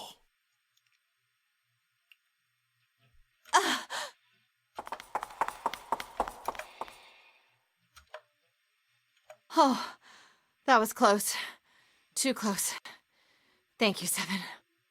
Don't mention it. Just one punch ain't enough for this piece of shit. After what he did 9 years ago, I ought to rip him to pieces. But if a suspect can't talk, they ain't much good. Once he's locked up in a cell, we're gonna have a little chat. 9 years ago? Then you must be... Yeah, you finally figured it out, dumbass. Oh.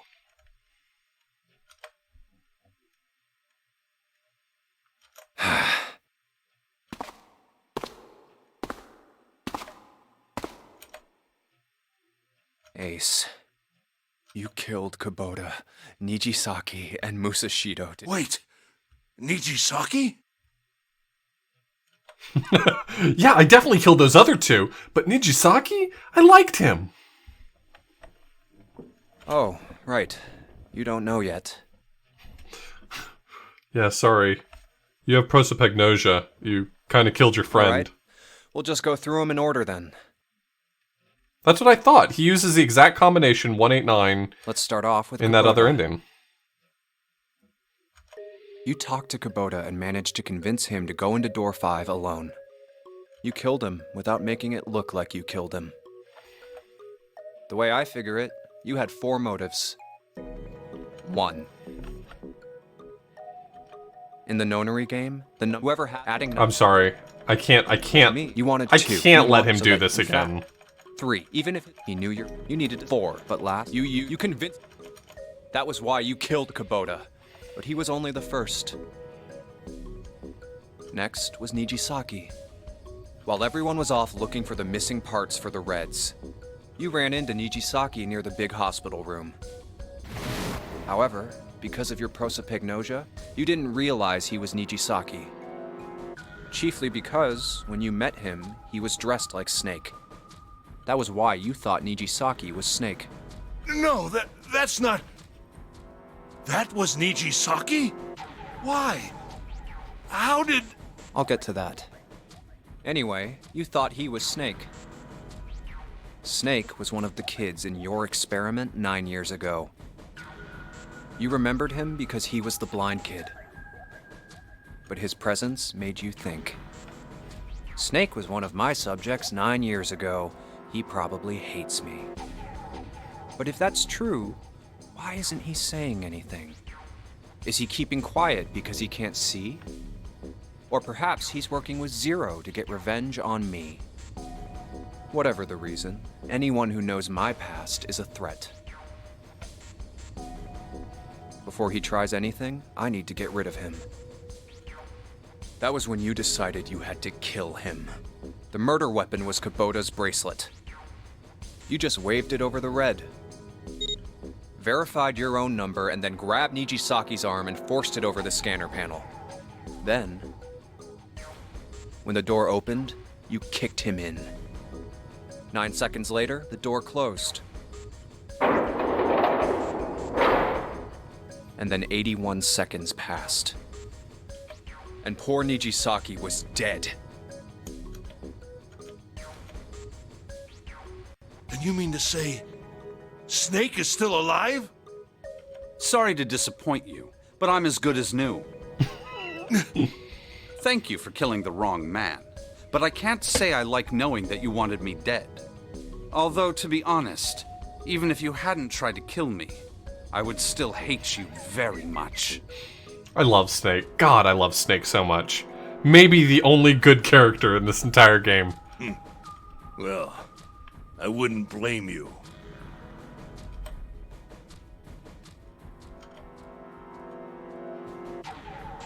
Last but not least, let's talk about Musashido's death.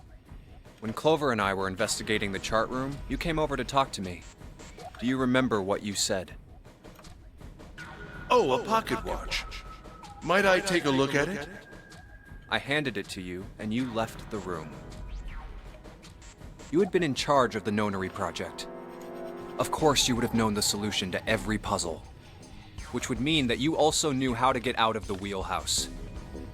All you had to do was place the watch in the indentation on the door to unlock it. With the door open, you could enter the captain's quarters. Musashido was there. Conveniently placed next to him was an axe that practically begged you to kill him with it. You picked up that axe and buried the blade deep in the other man's chest. Grim. One blow was all it took.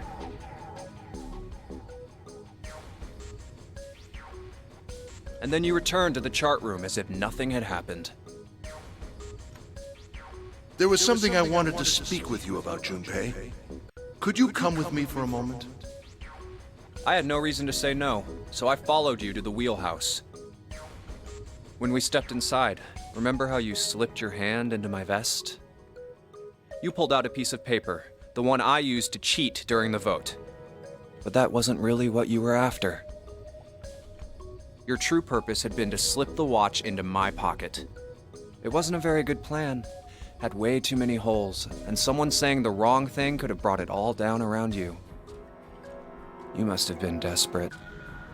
But what made you willing to risk it all to do it? Ace. Musashido's murder is the only one I don't understand. You obviously did it. But why? Because of this.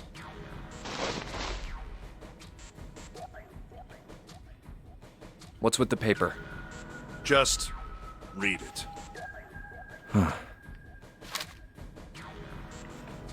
Let's see.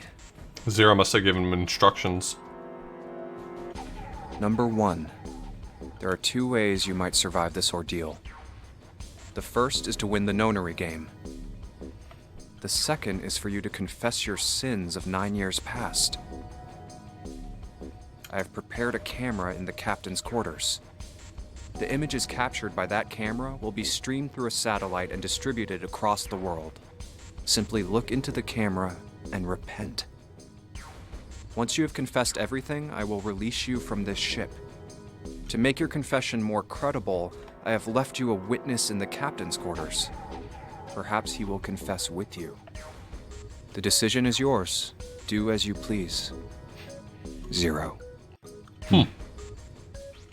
When I awoke in that room on D-Deck, I found that in my pocket. That was why I chose door 1 when we voted. If I went through that door, I knew I could get to the captain's quarters. As you said, I knew how to enter the wheelhouse. My plan was to find the pocket watch before anyone else. If I could, then my alibi would be set. At least, that was the plan. Unfortunately for me, you got to it first. That sleight of hand was the best I could manage on short notice. You meant to kill him from the beginning then? Musashido, I mean. I only knew Musashido was the witness after I reached the captain's quarters. I asked him, and he answered. He seemed groggy. Perhaps he had only just awoken from sedation. I suppose Nijisaki was in much the same state. He seemed confused and disoriented when I encountered him. But yes, you are correct. I intended to kill him from the beginning, even though I didn't know who he was. I proceeded to the captain's quarters in order to remove this so-called witness.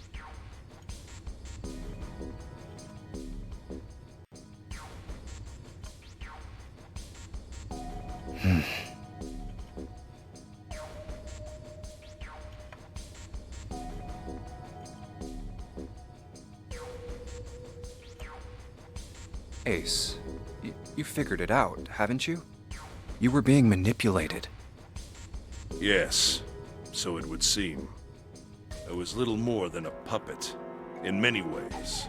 Everywhere I went, everything was already prepared. The Reds in the large hospital room were dismantled. Nijisaki was dressed like Snake. There was an axe in the captain's quarters. Musashido was delirious from the anesthetic, so he couldn't fight back. Nijisaki as well. In retrospect, I can't understand how I could have fallen into such a simple trap. But yes, this was a trap. It was Zero's trap, and I fell for it, hook, line, and sinker. I did everything he wanted me to do. Yeah. By manipulating you, Zero was able to kill 3 people and keep the blood off his own hands. All of this was revenge for what happened 9 years ago. That's why this nonary game happened. Am I right, Santa?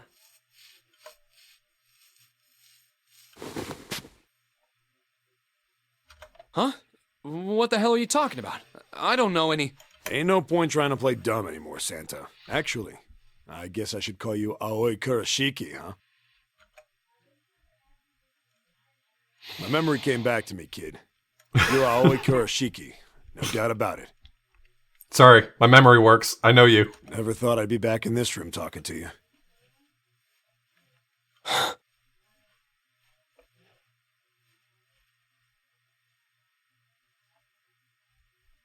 But hey, I guess this was all part of your plan, right? After all, the person who planned the nonary game this time around was Zero. And Zero's you. Looks like you really do have your memories back, huh? Well, I guess there's no point in hiding it then, huh? Yeah, you got me. I'm Aoi Kurashiki. I was one of the kids in the nonary game 9 years ago. I made it out. So did Snake over there. But there's one thing... No, I guess there's two things you got wrong. Number one, I ain't Zero. What? Wait, what? Sure, I was helping Zero out, but I'm really more of an assistant, like a secretary. But an assistant's only an assistant. Well, I mean, sometimes we also like to use the word accomplice. I didn't come up with all this. All I did was follow Zero's orders. Then, if you're not Zero, who is? Calm down there, Junpei. Didn't I say two things? You made one more mistake. Junpei, you just said, all of this was revenge for what happened 9 years ago. That's why this nonary game happened. But that's not it. Revenge isn't the only purpose. There's another reason you guys were playing the nonary game. To save someone. Save someone? Right.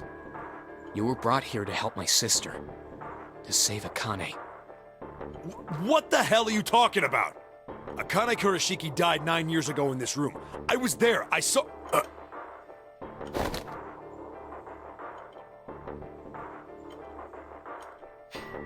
Okay, and the last horse crosses the finish line. What?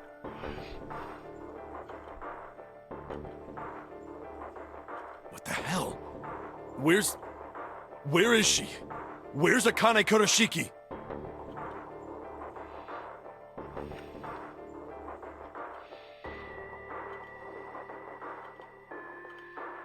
Ugh!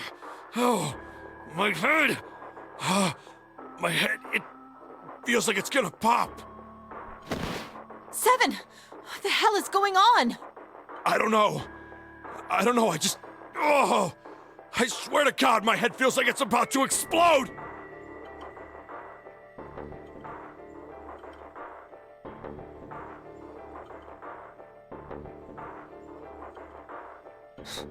What was the Nonary Project? I'm sure you know already, but I'll tell you one more time. It was a project designed to test a particular phenomenon. And what was that phenomenon? For two organisms to communicate with one another in the absence of physical contact. The morphogenetic field theory. Could human beings use these invisible fields to exchange information? That was what this experiment was conducted to determine. There were two separate locations. One was the Gigantic, and the other was a building in Nevada called Building Q. The 9 children trapped in Building Q were faced with numerous puzzles, copies of identical ones on the Gigantic. They were told to send their answers into the morphic field set and transmit them to their brothers and sisters on the Gigantic. The transmitters were put in Building Q, and the receivers were put on the Gigantic. Each sibling pair was supposed to be split up, but there was a mistake. Akane was a transmitter. She should have been in Building Q. However, for some reason, she was placed in the Gigantic with the receivers, like me. Perhaps she was mistaken for someone who was supposed to be in Group A. Whatever the case, Akane ended up on the Gigantic. I think I've told you enough. You get it, don't you? I'm pretty sure you know where this is going, Junpei. Where what is going? Don't play dumb. You know things you shouldn't. Things you couldn't. How did you know Ace had prosopagnosia? How did you know why Ace wanted to kill Kubota and how Nijisaki was killed? Were you surprised when you found out Ace was Hongo? And what about the coffin Snake was trapped in? So, that would mean that Junpei is a receiver and there is a transmitter somewhere? How the hell did you open it? I assumed it was just weirdness about the timelines. Well, that's...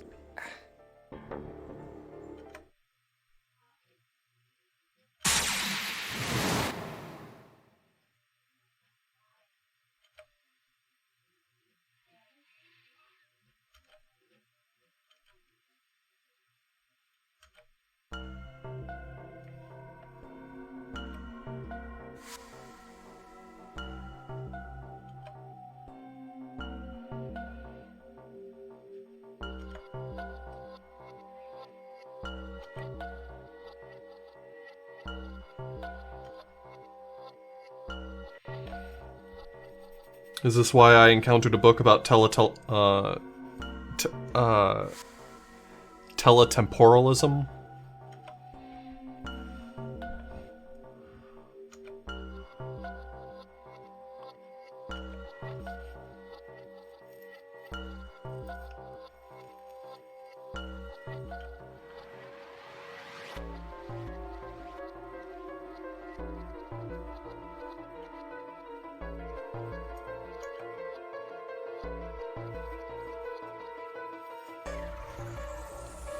Great, Junpei is special.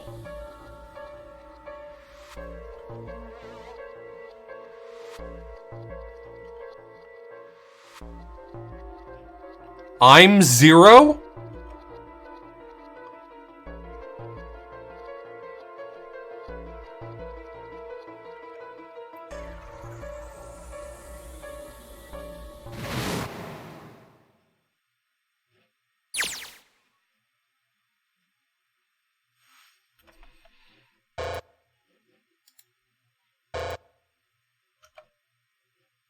Santa! I'm not allowed to be on novel mode right now. Freeze.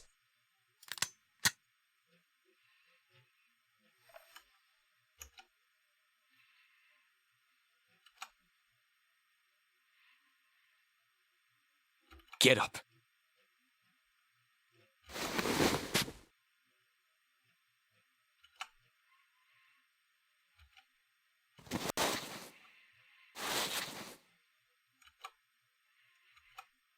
Hey, what's your plan, Santa?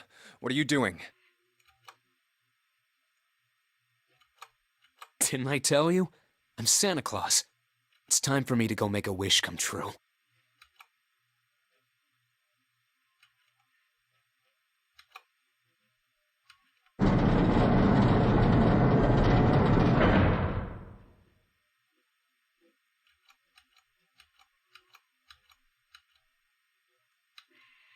Okay, Santa had 0 and Ace had 1. So we're slightly offset now. Damn. Well, it looks like this door isn't opening anytime soon. Oh, you mean we're trapped? So it would seem. What the hell is Santa trying to do? Oh my gosh. Oh my gosh, what? Have you considered where we are? There can really only be one thing Santa would do now. No. No, you can't be serious.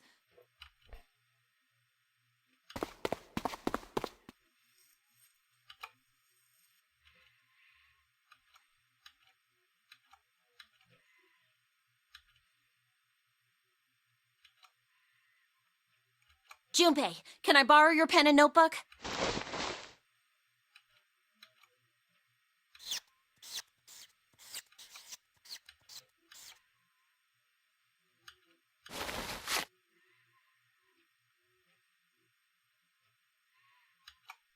What the hell are you doing, Clover? Give me that!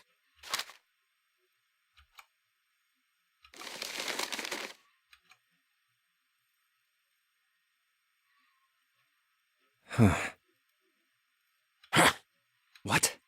And there's no other way?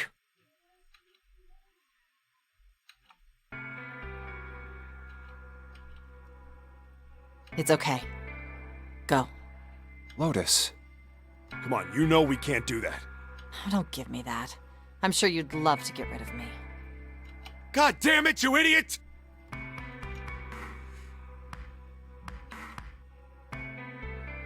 Without... if you're not... Look, it'd be bad, all right? Bad? Yeah. If there weren't assholes like you around, I'd be out of a job. Just say something nice. Just say something. You could just say something nice, my man. Uh-huh.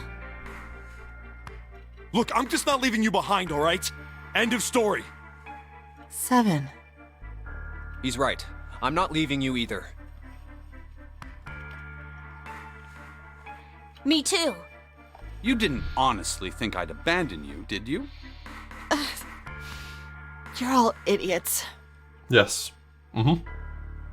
They are all idiots. That being said, however, I doubt we would be able to open the door anyway, even if we were to leave Lotus behind. Huh? Why? I trust you remember what happened to Ace? I couldn't, see exactly what happened, but I was able to guess what he was attempting to do earlier at the Red. Oh, yeah. No! What is this? Why? The digital route should be 9! It has to be 9! Then why? Why isn't it opening? Just to see. Why don't we give it a shot? Give it a shot. Yes, that is what I said.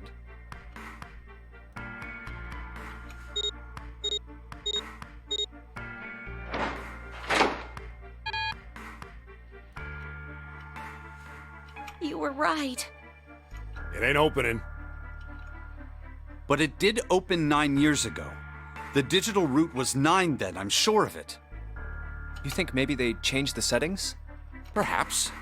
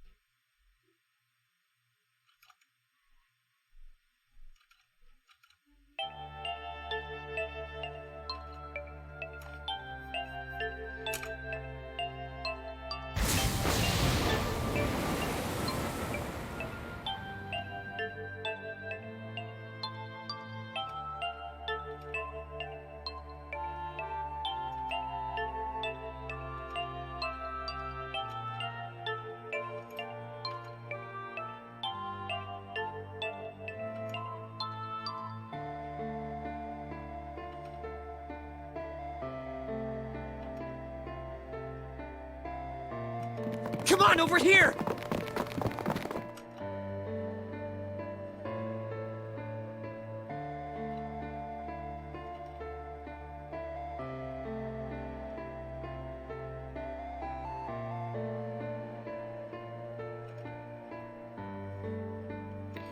I'm so confused.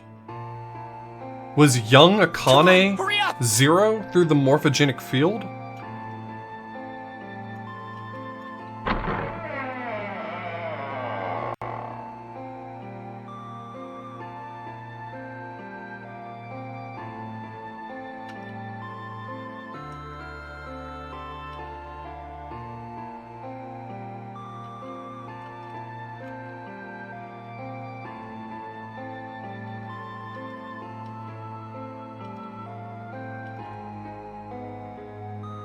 Hello? Everyone? Could you come over here for a moment? I have a little sister. She is very important to me. Right now, she is over in Building Q and is desperately trying to send information over to me. Her name is Clover, and today is her 9th birthday.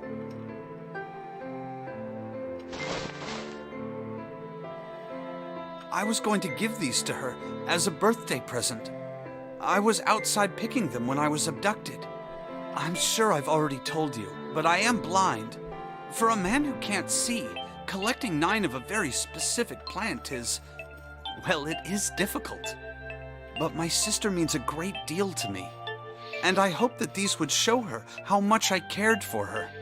Since it's her 9th birthday, I thought 9 four-leaf clovers would be appropriate. Every one of you has a brother or a sister in Building Q with Clover.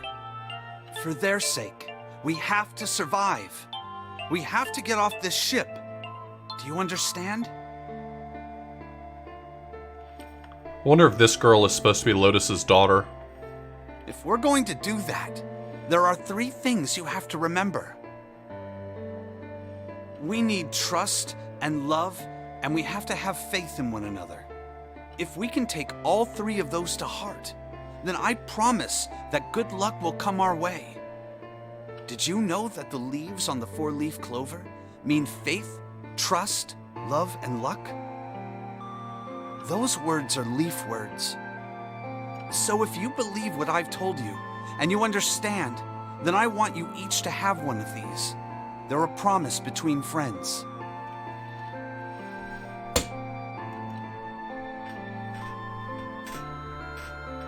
Now don't ever forget, so long as you have that, we will always be connected. Do you understand?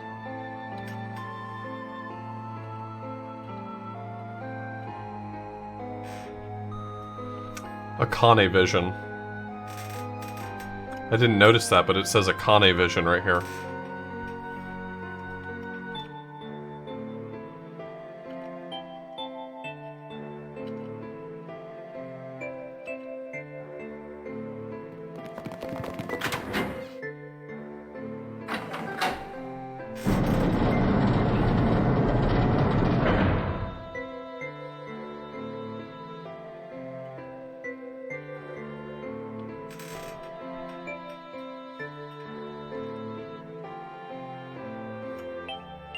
What are we gonna do? There aren't any other doors!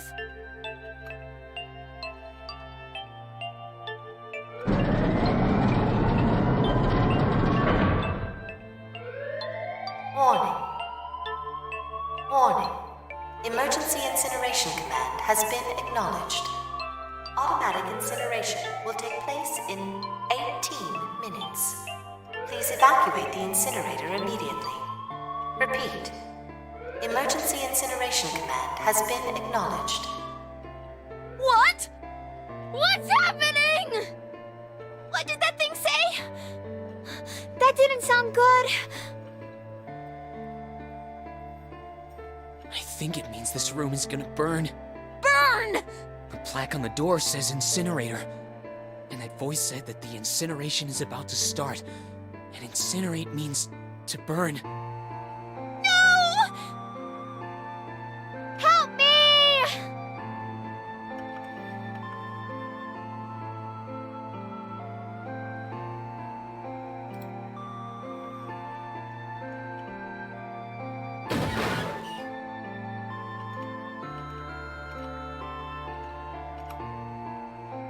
Don't worry, kids. I'm not your enemy.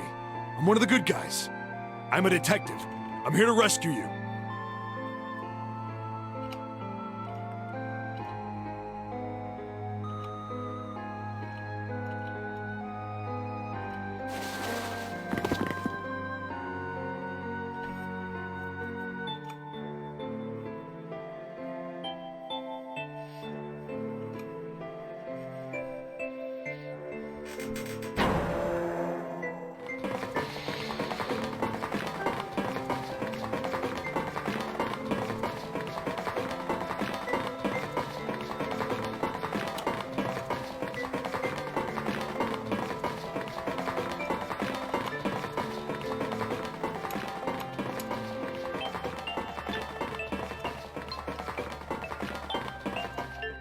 Oh no, where is it?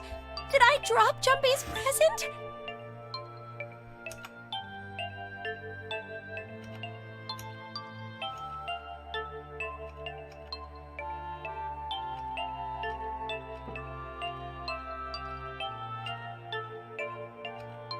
She went back for a present for someone?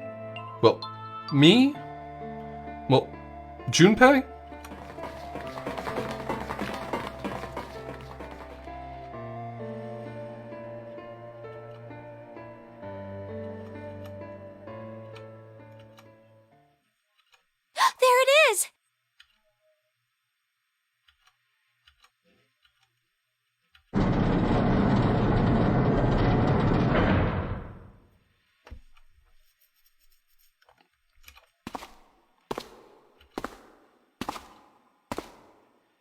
Ah, how wonderful to see you decided to come back.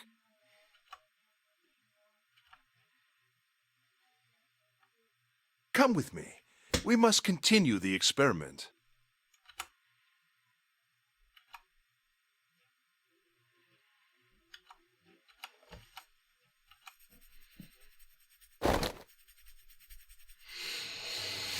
I said, come with me.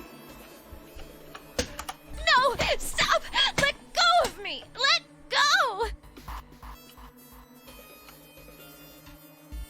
Stop struggling, goddammit! Do as I tell you!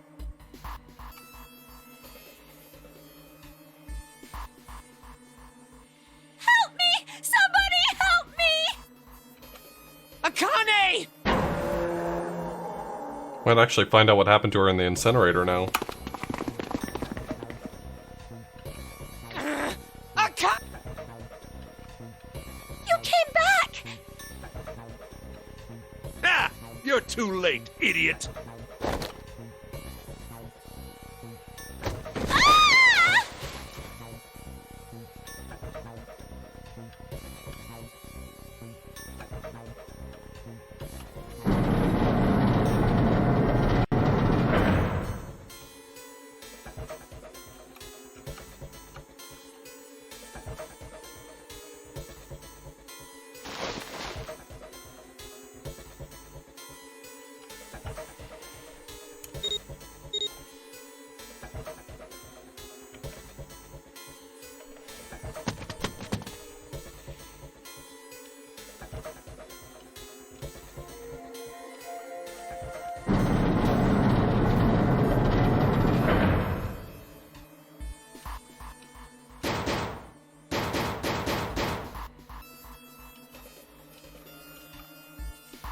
Akane!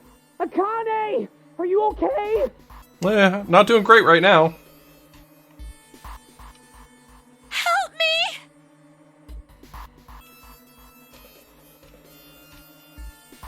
What should I do? I think I'm trapped in here! Where's Hongo? He went out the other door! What? Warning. Warning. Emergency Incineration Command has been acknowledged.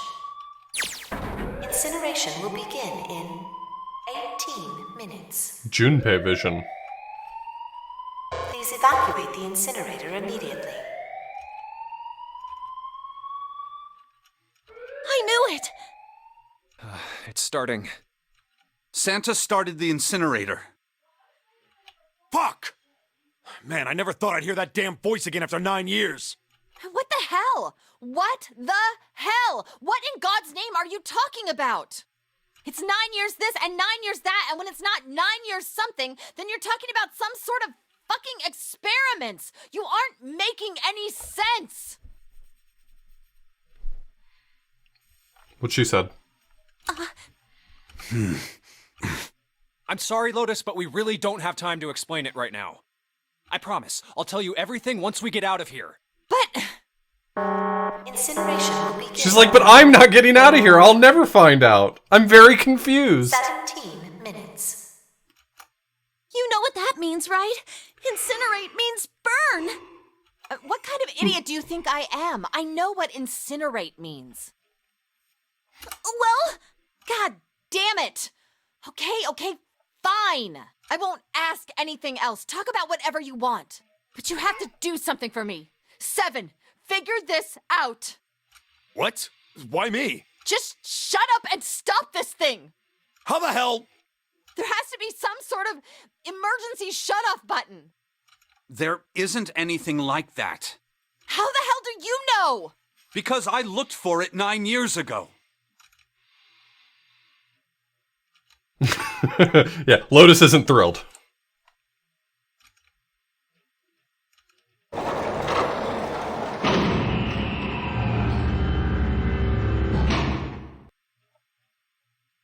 What the hell is that? what is that? Oh, wow.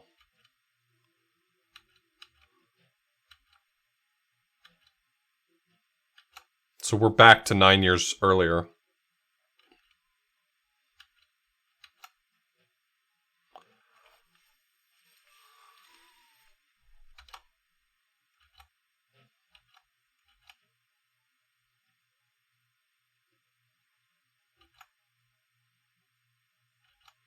You can take it off emote only.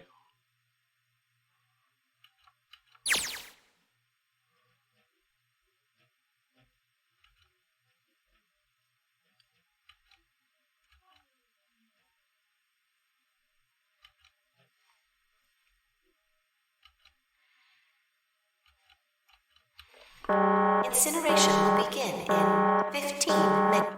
So am I solving this for Akane? Is she gonna survive back then? They seem to be pretty set on the fact that Akane died 9 years ago. But, like, obviously that doesn't totally make sense. Okay, it's turned on. There's nothing on the screen, though. Oh, this is bad. This is really bad. If there's nothing on here, how are we supposed to do anything with it? Oh, cool. What is this? What's up? It looks like some sort of puzzle. The bottom says password, I just have to swap out letters. Do you think that if we solve this puzzle... The incinerator will stop? Yeah. Well, we can hope, right?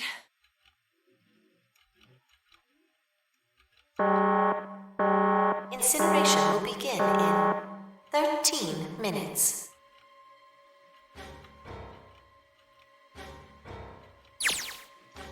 Is Junpei gonna change time because he has the power to... Because he is a transmitter who can also transmit through time?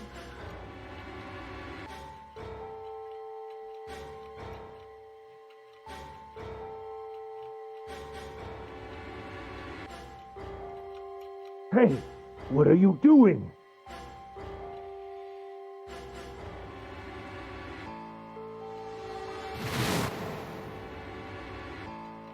Ah, don't know what to do? It's simple, really. But I suppose I might as well tell you. Just solve the puzzle on that machine. Not a nice man.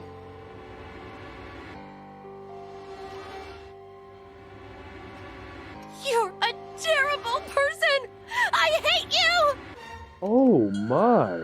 How could you call a gentleman such as myself a terrible person? That's not very nice. I'm quite fair. I don't use tricks or play dirty. You see? I've even left you a way out. A way out? Didn't you hear me? All you have to do is solve that puzzle. Do that, and you can stop the incinerator. What's the point of stopping it? You'll only capture me and make me do this all again. I'm not going to listen to you. If you're just going to throw me back in here, I might as well just die now. My goodness, haven't you listened to anything I've said? I told you, I'm a fair man. Huh? If you solve the puzzle, the verification function of the red will in turn activate. If this experiment is to deliver valid results, there must be a chance of success. If you succeed, you will escape. But she's only got one wristband. The verification function still can't pass. The verification function of the red? Oh. Ah, so you do remember. I see. Right now there are two numbers in the red. The first is 1, and the second is 3. Say, Akane, what's your number? She's got 5.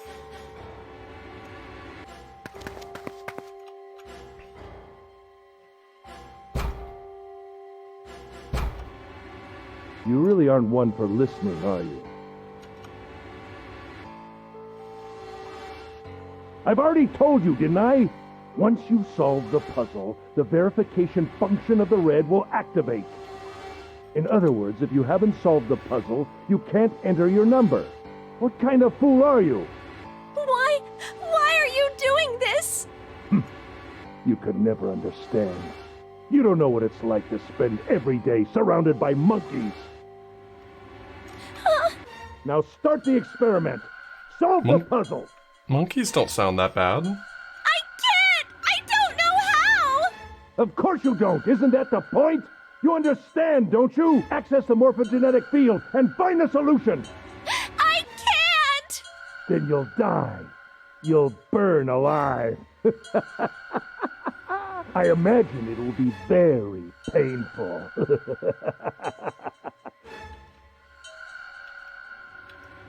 Incineration will begin. She was a transmitter, though. That was the problem from the start, is that she was a transmitter. 10 minutes.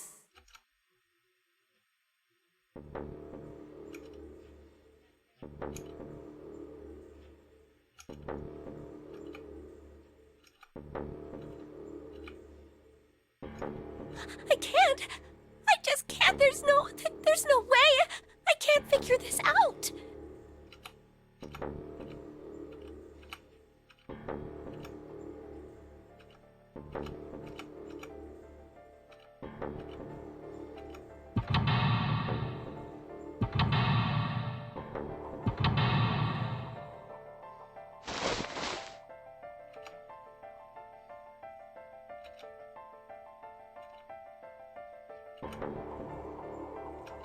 Help me! Jumpy! Help me! Help me! Help me! Jumpy! Jumpy! Jumpy! Please! Help me! Jumpy!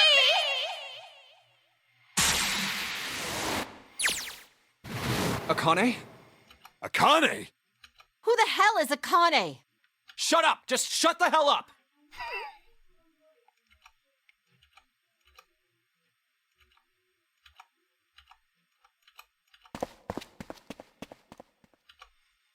Akane! Akane! Can you hear me? Akane! Say something!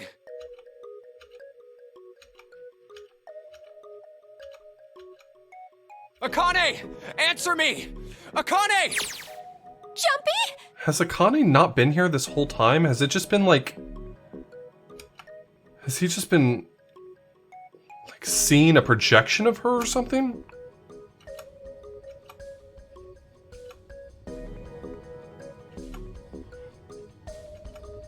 Jumpy!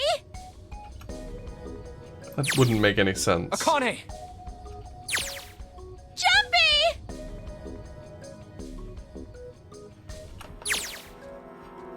Yeah, I mean, everyone could see Akane, so that doesn't make sense for that to have been the case, but it's just so... Akane! Like, what's going on here is so bizarre. Yes, I am! How did you know?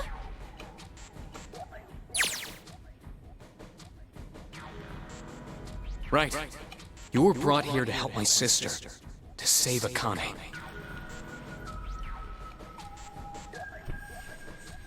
Incineration will begin in 7 minutes. Jumpy, we don't have time! Got it!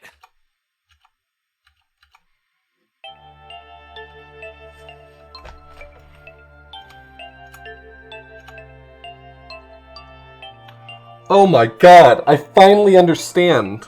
It, like, all falls in place. I think?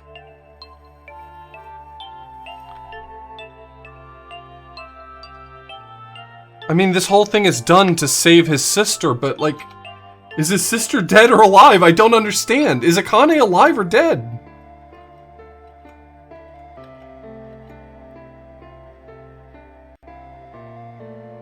Maybe Akane survived, but he had to set up the Nonary games to, like, fix the timeline so that he could send that information back, or...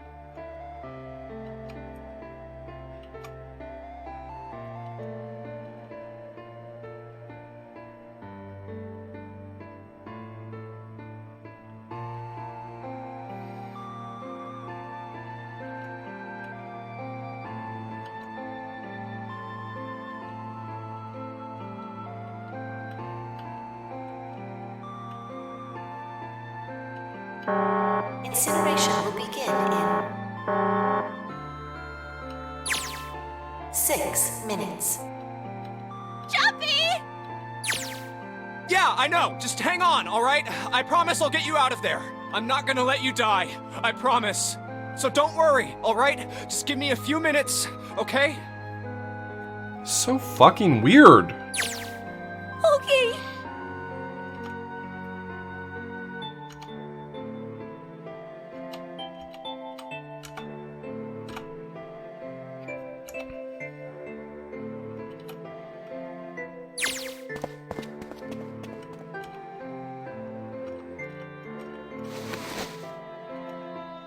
What are you... Just trust me, okay?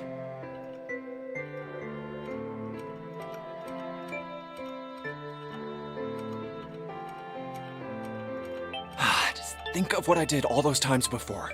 I'm gonna do this on my own, with my own mind. I'm gonna solve this problem.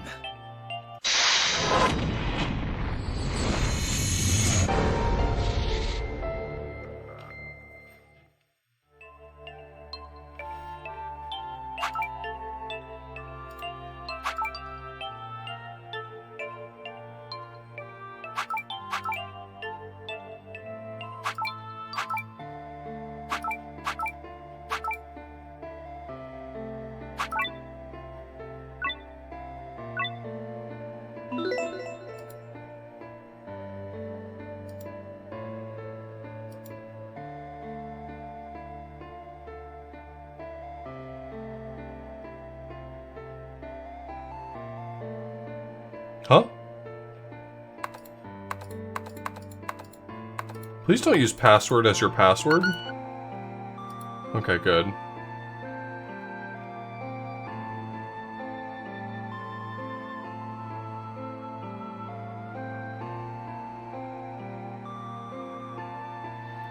It's not that number again, is it? That wouldn't make sense.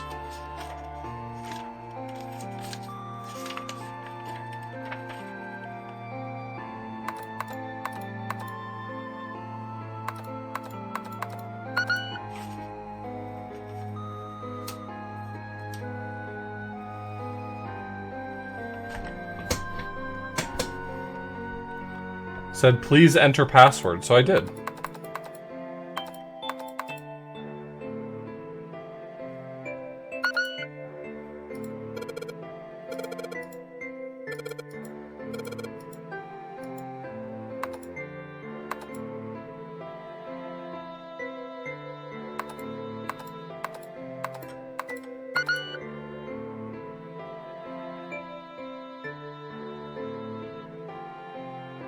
What would be the password to this?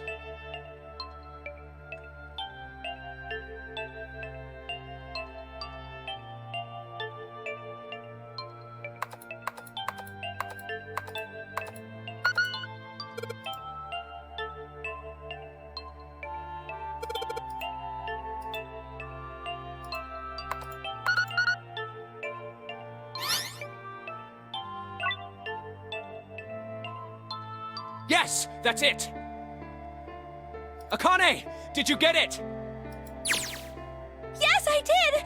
I solved it! I mean, really, you solved it for me, but I copied everything you did! Now I just have to press enter!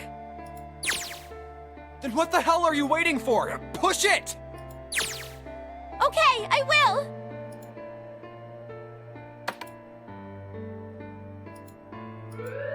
Emergency shutdown command has been confirmed. Incineration system has been disabled.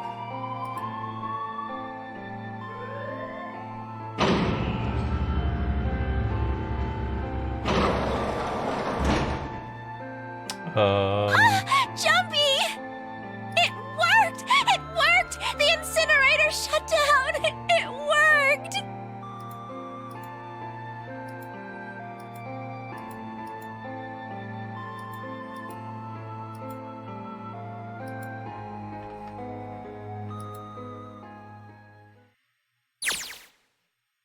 Hey, I still have no fucking clue what's happening right now, for what it's worth. I understand the basic premise.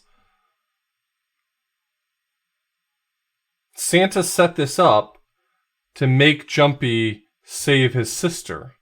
But what the fuck does that even mean? She's alive in this timeline, or at least she only recently disappeared. Akane, sorry, but things are kind of busy over here. I'm gonna have to hang up now, okay? Hang up. Oh, of course, that's fine!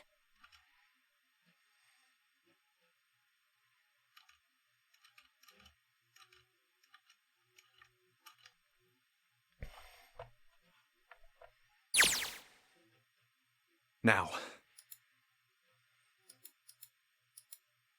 Junpei, are you... Okay? Ah, shut it.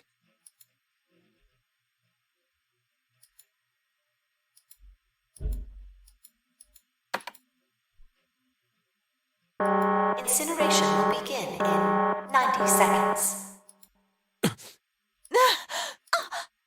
It doesn't sound like it's stopping.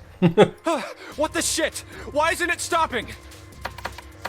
That's bad news.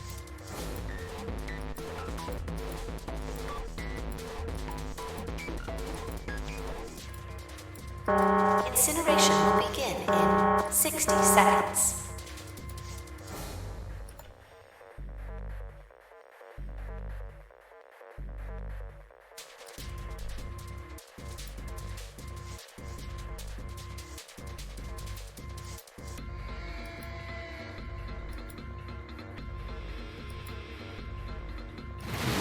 It is hidden, but an exit can be found. Seek a way out. Seek a door that...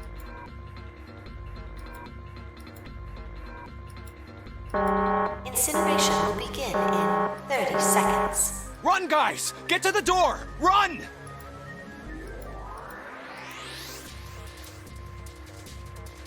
Quick! Verify your numbers on the red! Verify? Who? What combination? All of us! We all need to verify! Why? You really think this is a good time to ask questions? Just do it! Incineration will begin in 10 seconds.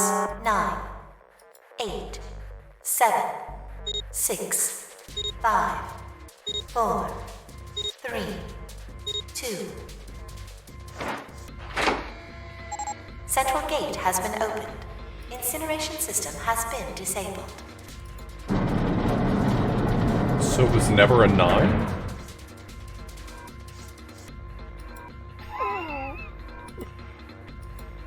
Hurry! We've only got 9 seconds before the door closes! Go, go, go! Where did June go?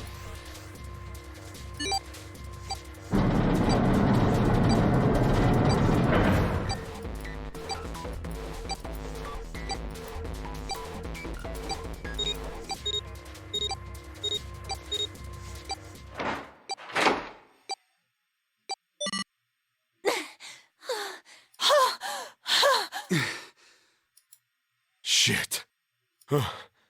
Looks like we made it, huh?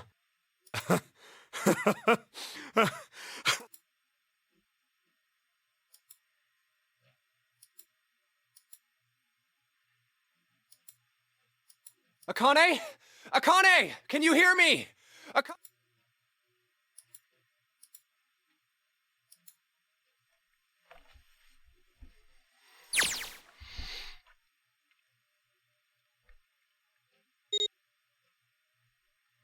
She gonna like phase back into existence after this?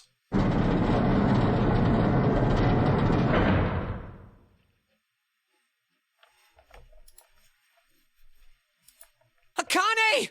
Oi!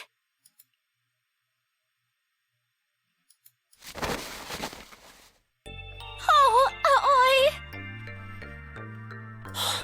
Akane!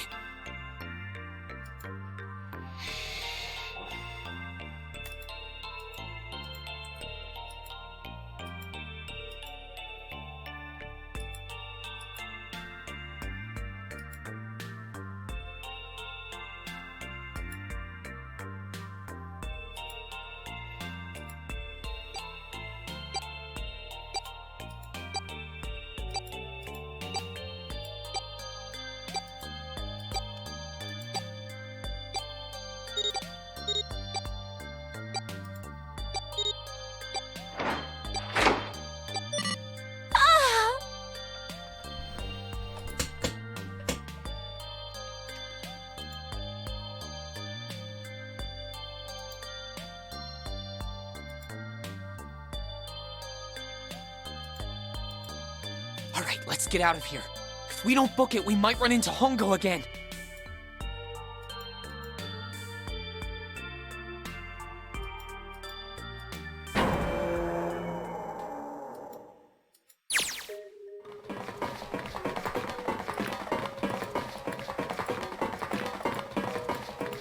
Hey, Junpei, can I ask you something? What's up? That door, the one with the 9 on it. Why'd it open? Yeah, all 5 of us verified our numbers on the red. 2 plus 4 plus 5 plus 7 plus 8 is 26. That makes our digital root 8. It shouldn't have opened. That's not like you, Lotus. I thought you would have figured it out already. Huh? Why? Why is everyone always an asshole to everyone else? Because you were the person who taught me about the idea of bases. Bases? Yeah. What are the 2 numbers in base 2? 0 and 1. How about base 10? That goes from 0 to 9, right? Then how about base 16? 0 through F. After 9, it starts at A and goes from there. You're right. In other words, A in base 16 is 10 in base 10. B is 11, C is 12, D is 13, and so on. Was it really in base 16? That would make it an upside down D, I guess? No, upside down B? So, what about it? You don't get it? What if we keep going with that pattern? What if you go way past base 16 all the way to base 27?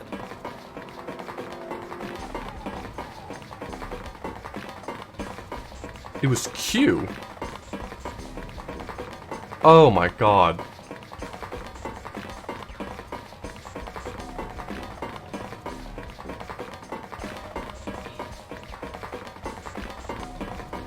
No, that's 27.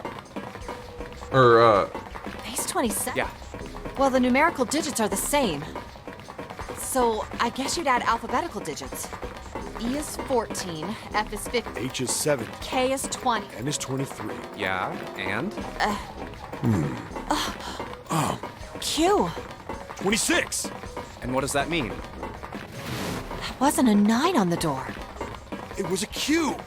A fucking lowercase q! Yep, that's pretty much it. I guess to put it another way, you could say that it was a 9 in base 10, but a Q in base 27.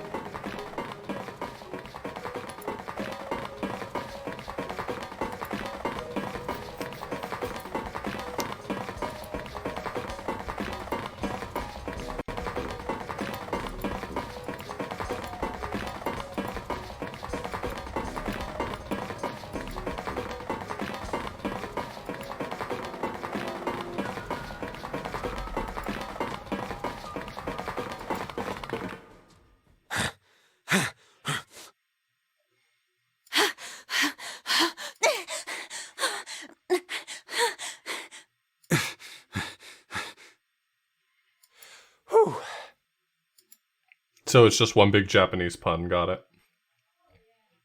Pun.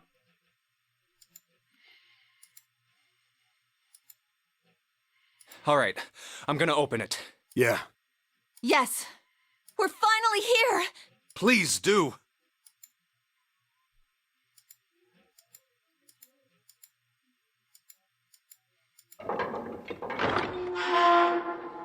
I'm gonna need some people to start explaining to me what happened to Akane. She was there in the corner, and now where is she?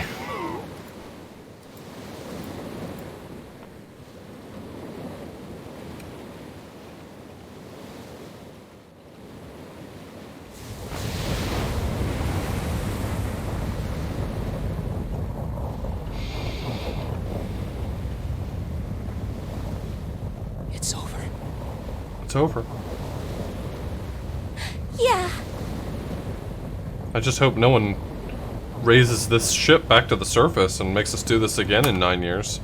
As sort of a anniversary celebration.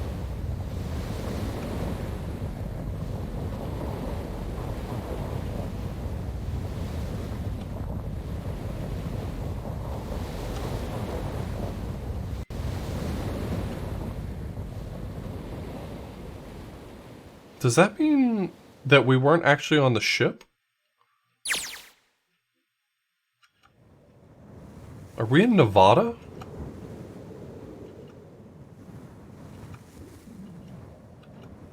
No way. What? It can't be. This is...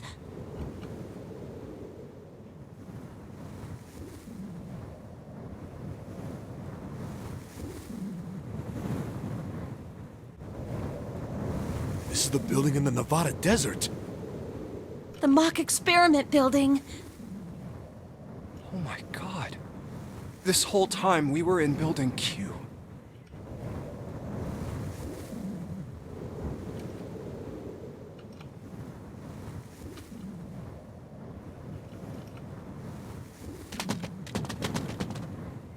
Well, you just hate to see it. Really, you just hate to see it.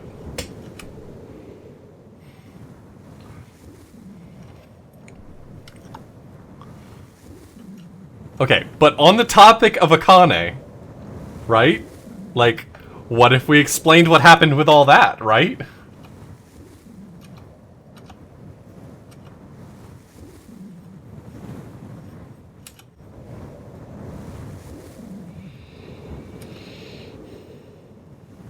Akane.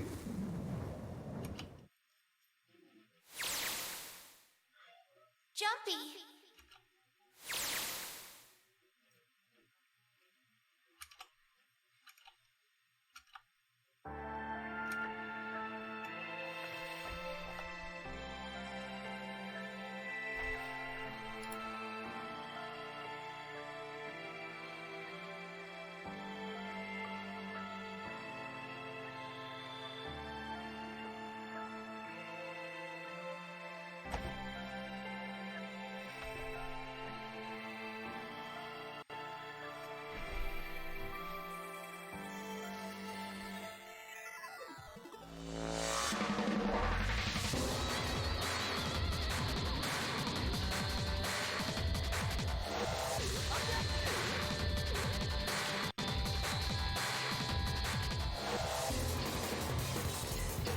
Thanks for gifting 9 gift subs. I have no questions except for what happened with Akane.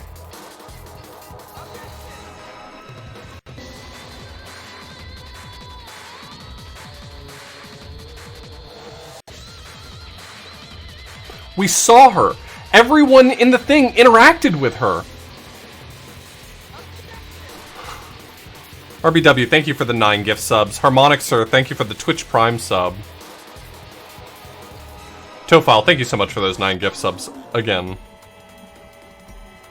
Okay. No, I don't, Alright, just... Alright. Is there more after the credits that's gonna explain something, or am I just, like, pissed off right now?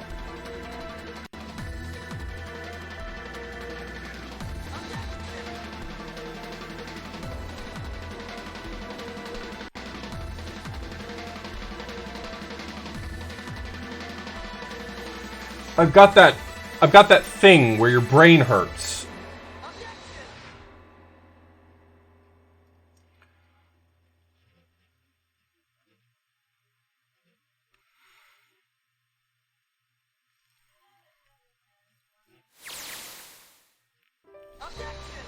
Are you okay? Oh, come on. This is nothing. Really? Yeah. You don't look okay.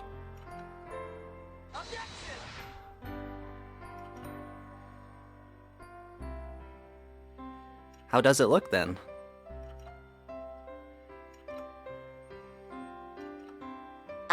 Well, let's see.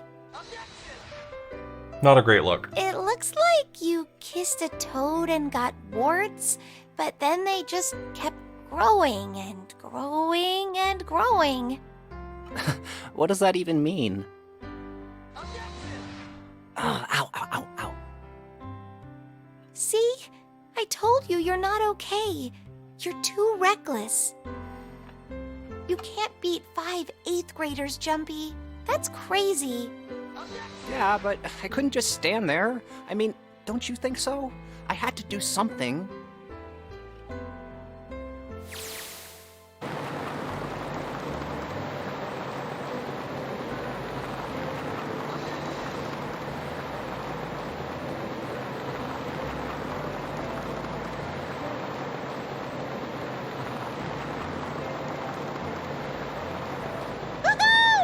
This is so fun!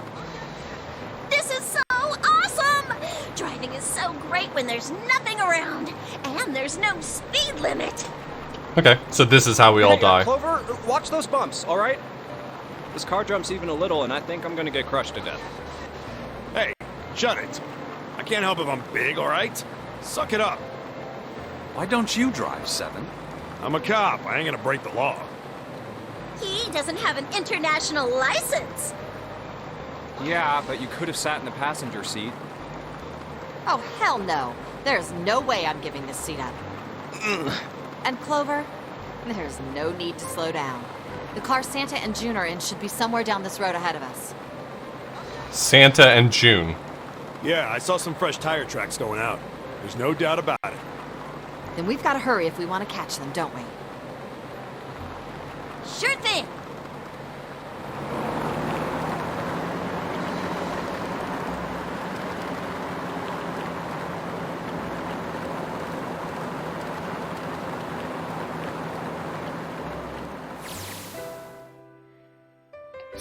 So when did Santa and June escape from us? Because I didn't really notice that, right? Santa escaped with Ace. He took Ace, right? But I don't remember him taking June. Hey! What the hell are you doing?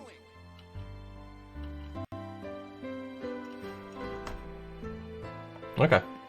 Help me! Officer, please! You have to come with me! We'll get there.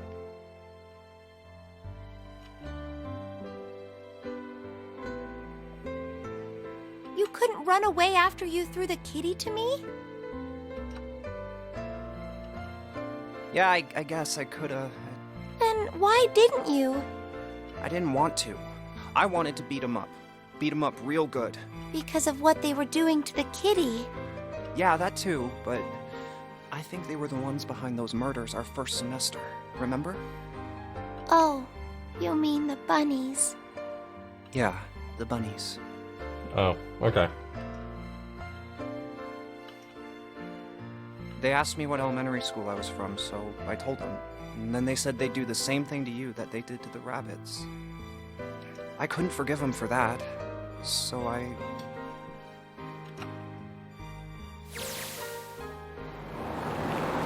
Hey, there's still some stuff I don't get. Like Ace. Well, I guess I should say Gentaro Hongo. Why did he create the Nonary Project? Anybody? Any ideas? Why don't you ask him yourself? He's still in the trunk, I assume?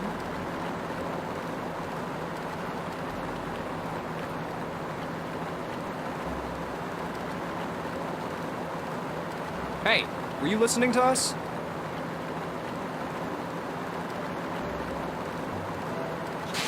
Come on, I know you were. Answer me.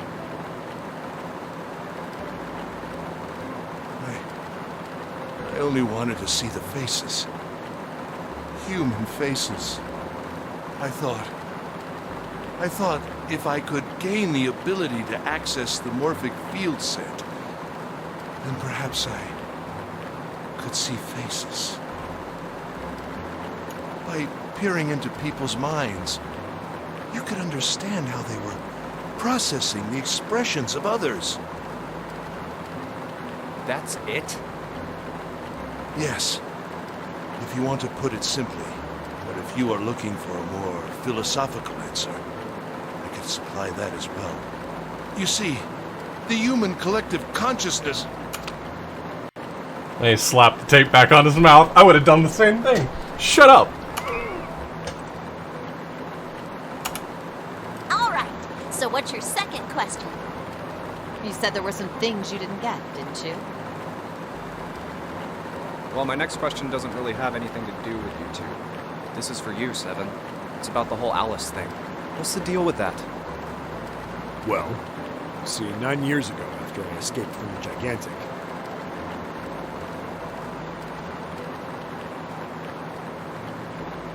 Is Akane gonna be Alice? I kept going after Hongo on my own, hoping I'd catch him when he finally slipped up. And during the course of my investigations, I learned a lot more about the Gigantic. I also found out about Bourdain and Alice. You're not really answering my question. Was there actually a girl who wouldn't melt at room temperature?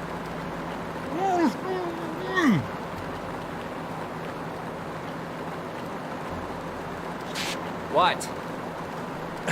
Alice doesn't exist. 9 years ago, I found Alice's coffin behind the library on the bottom deck. There was nothing in it but the root of a peculiar plant. My research determined that it was a member of the genus Mandragora, of the family Solanaceae.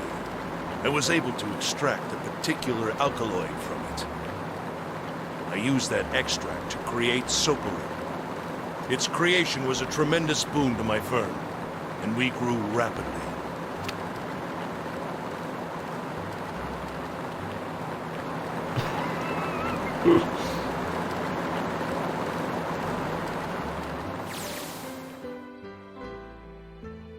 Here, this is for you. What's this? This is a for you doll. His name is Junpei.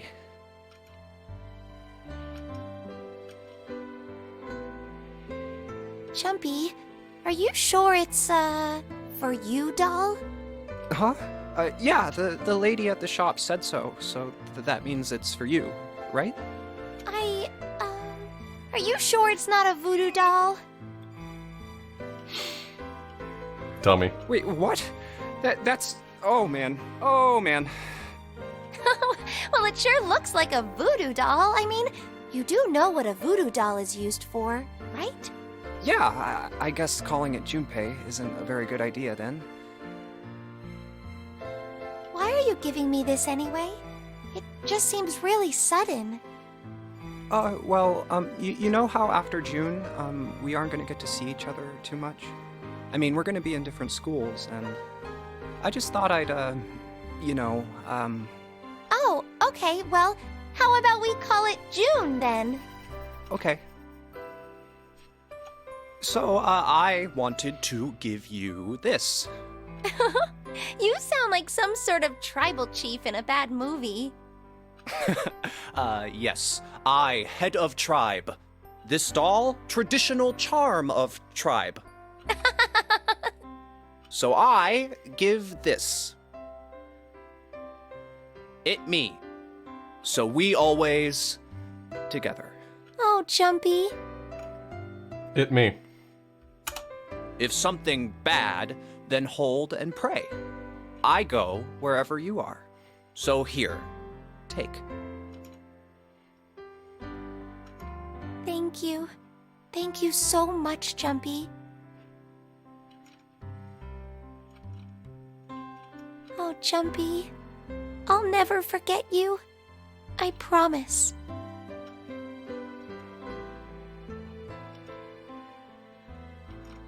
I'll never forget you either.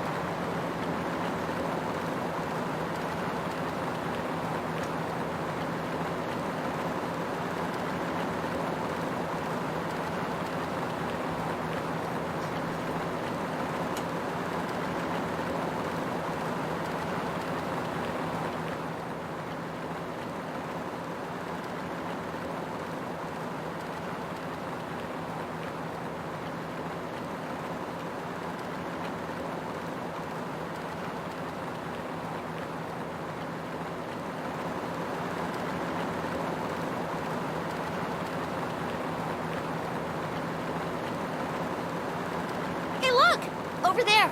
There's somebody next to the road. Huh? What?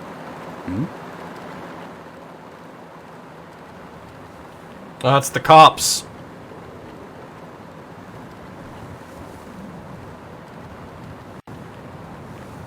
Is that Alice?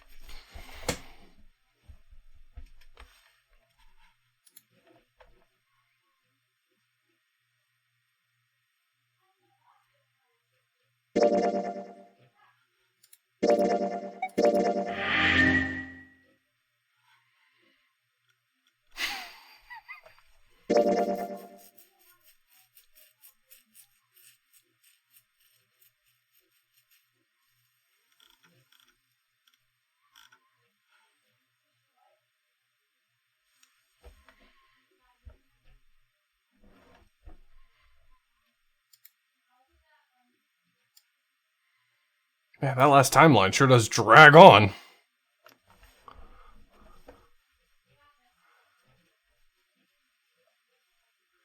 Yeah, so my interpretation, based on what I understand, is that Santa's not Zero, but because Santa is a receiver and Akane was a transmitter, she passed on the knowledge of, or the idea to set up the game so that Junpei could communicate her through teletemporal morphogenetic fields.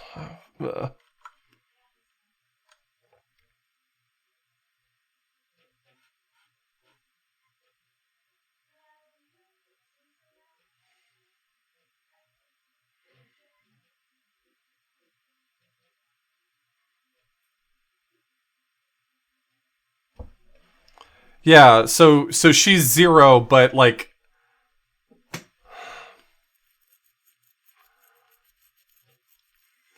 so the ultimate question is, did Akane die 9 years ago? I think the answer can be both yes and no simultaneously, because we're already dealing with a game that deals in sort of like splits in the timeline.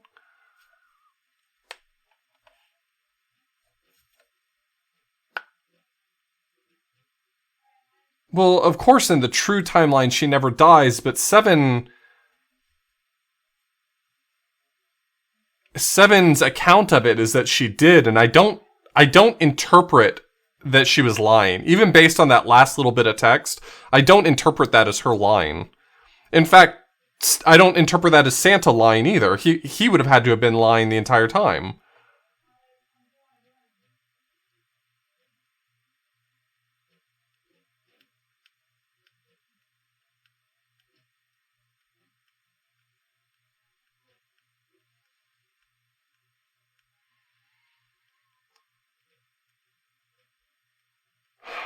So that's confusing then.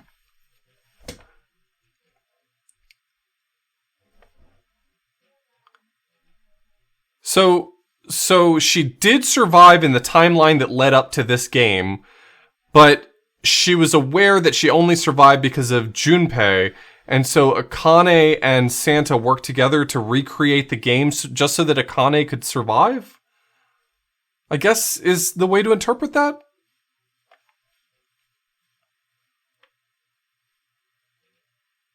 Okay. Well, I mean, it's anime, don't worry about it, is simultaneously correct and not acceptable as an answer. So from Akane's perspective, was she aware that she died? That's the part that's confusing to me. We have sort of an omnipresent understanding of the story. That's not what I'm getting at. Akane knows that she would have died without Junpei's assistance, I guess, is the interpretation.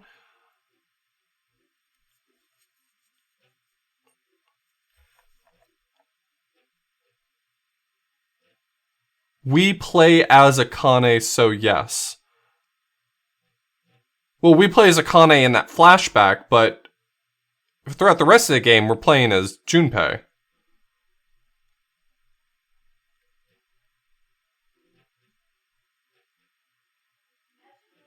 I'm sorry, we play as Akane the whole game? Y'all wanna...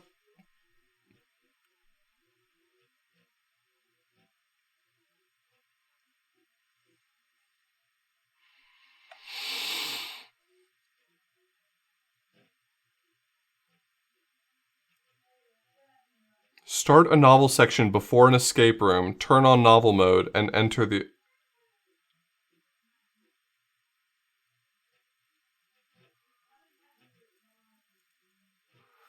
So what is it that I'm supposed to see that I... Okay, so I understand what everyone's saying, that in reality the narrator voice is Akane passing information to